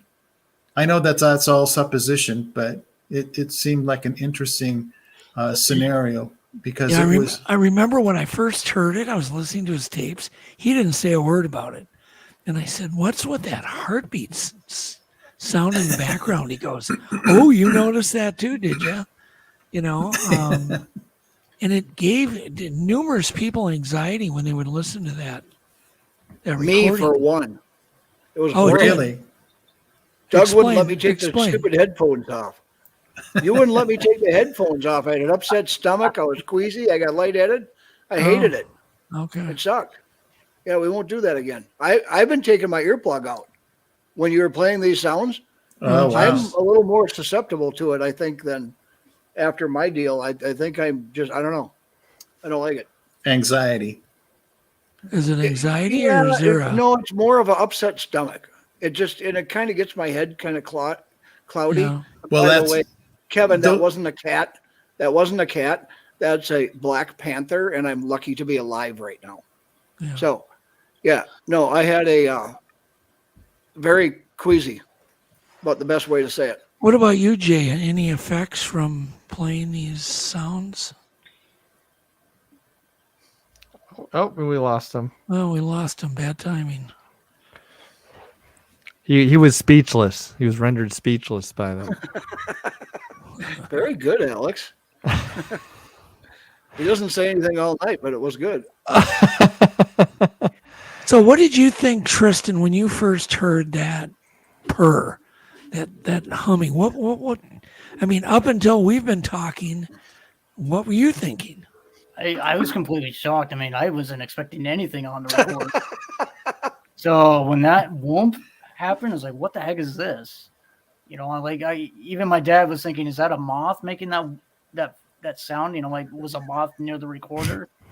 So I don't know. And then you hear these, then you keep hearing that sound along with the growling. And I was shocked, man. I didn't know what the heck was going on. I've never heard of infrasound or possibly a Sasquatch. If this is a Sasquatch producing infrasound at the time. Yeah. So, and that's the thing too. I don't know what this is. I don't know if this is a Sasquatch or not. It might be, but I'm just saying I've never heard this sound ever. Yeah. Tristan, honestly, it's phenomenal. When Doug showed me, I was at his place when this came in, and it's absolutely phenomenal. As a wildlife guy, I can tell you all the indigenous species in this country that it's not. Just look at a book. It's all of them. They're not anything indigenous, well, that we know of. Like I said, any bear, raccoon, anything, you would have teeth marks on that peanut butter. End of story. If you could even find it. Yeah. And bears love, that's why they chew up seats, foam. When they get into your cabin and they tip over your refrigerator, they're not after food. They're after the insulation in the back, because all that stuff, plastics, are made with diesel. It's real sweet. That's what bears are smelling when they're going after these things. Yep. So that thing of yours would be toast. That little recorder. I mean, I can't keep a trail camera on the tree, usually in bear country. Yeah, bears will eat the That's linings amazing. Bears will eat the lining out of a refrigerator, thinking it's an ant colony under there. Yeah, it's crazy. That's a heck of a find. It really is. So that's a Kevin weird deal. Morrison has got a comment. Can you put that up? The whoomp starts out with the whoomp. Is there anything similar to this Tristan sounds in the Moorhead tapes? Well, there is some guttural growling in the Sierra sounds, especially in Al Berry's stuff, and maybe that's what Kevin is talking about. It's real guttural, low. In fact, I'll just say I've heard a similar growl to that here in Washington, up in Ocean Shores one night. Yeah. It was coming from a bush as I was going on a night walk with some people. I heard that same guttural low growl, pretty much exactly what you hear on the Sierra sounds, coming from a tall bush. So maybe that's what Kevin's talking about. So I don't really recall an infrasound type of sound in there, only just that low kind of growl that you hear in the Sierra sounds. I wish we had a list. Because we researched that on why certain animals not growl, but purr. And it's not always, like the average cat that you hear purring or feel purring. Right. That's just when they're really happy and blah, blah, blah.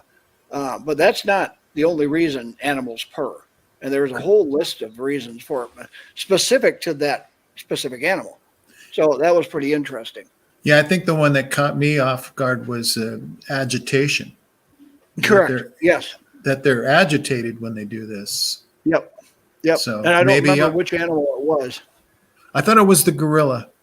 I think you're right, because we looked at the silverback gorilla thinking, boy, what if gorillas purred? Right, and they do. And they do. It's like, holy cow. Is there a way to look that up quick, Alex? Gorillas? I'm the Google master. I'm the best, remember? Well, if you can find it and play it. Yeah, but I don't know how to do it. No. Can I say real quick, Loretta Collins, I miss you. It's been a long time since we've talked. Her and I were both admins a long time ago on a site called Oklahoma Chasing the Beast. So good to see you, Loretta. Oh my gosh.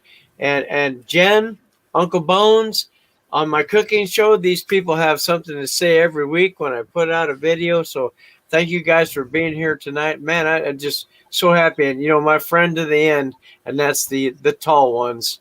He's my friend to the end. We're always going to be friends. We'll never let anything get ahead of our friendship. So that's Brent Deal. Yeah, Brent. I got to have Brent on one of these days here. I think Jeff Harding had Brent on. I've had Brent in my camp, same way as I've had Tristan. And I'm grateful to know these guys. I think I was blessed the day I met Tristan, to be honest with you. So I'm grateful to know Chris. That's awesome.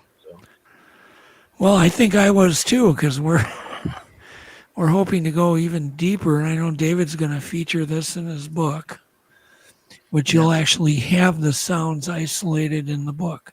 Right. So people will be able to listen to the sound. So do you guys think it is infrasound?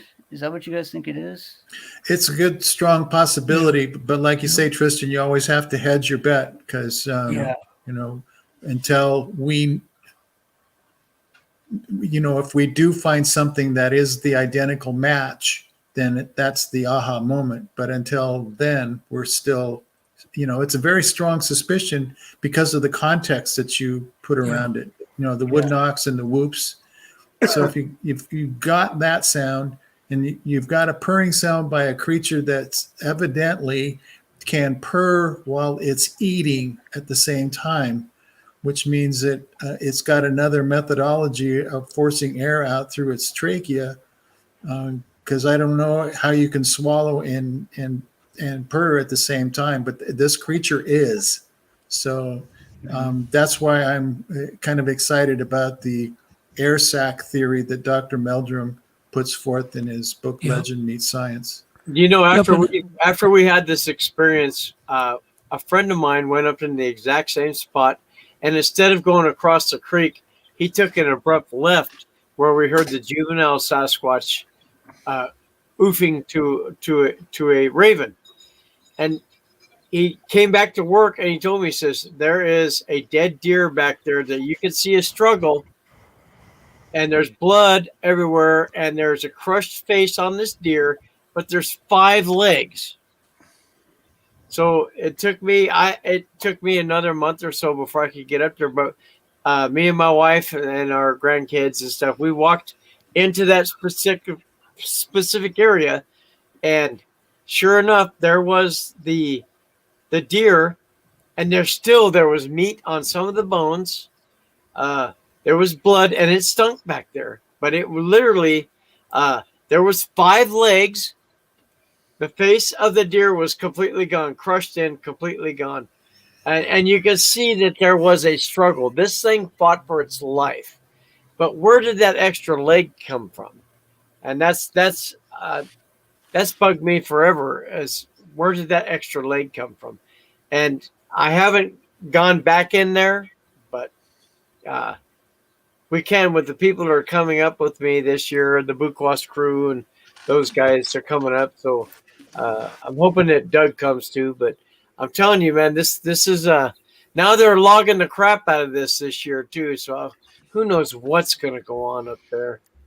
Well, I want to remind people that we'll do more analysis on this hum and the purring and all this in Legend Meets Science is just one of many, many, many, many things that we'll do. And there's a Kickstarter link that will be in this show for Legend Meets Science if anybody wants to kick in some very worthy money into that, because that whole show is really going to fund a bunch of forensic tests, including DNA.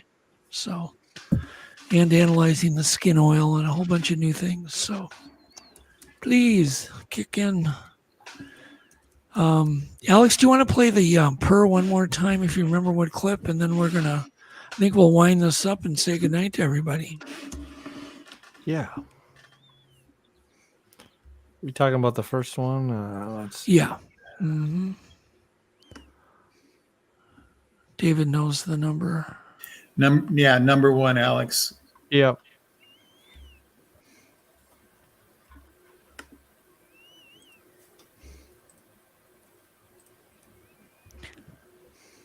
Did you get that?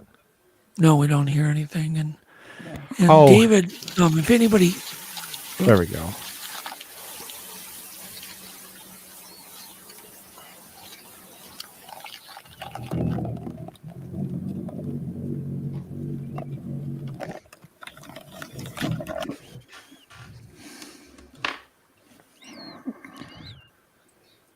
Yeah, that's the ending part of it. Yeah, play it again, Alex.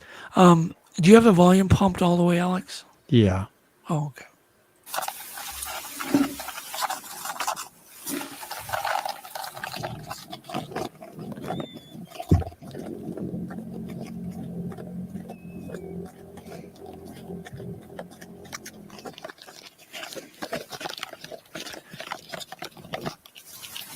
What's so interesting about this recording is if I think it's kind of growling or I hear that, and then if I think it's just that's what I think it's doing. Kind of a purr, I hear that. It's, my brain is playing tricks on me. Have you ever, I've raised baby kitties whose their mothers have died. And so I've had to give them milk.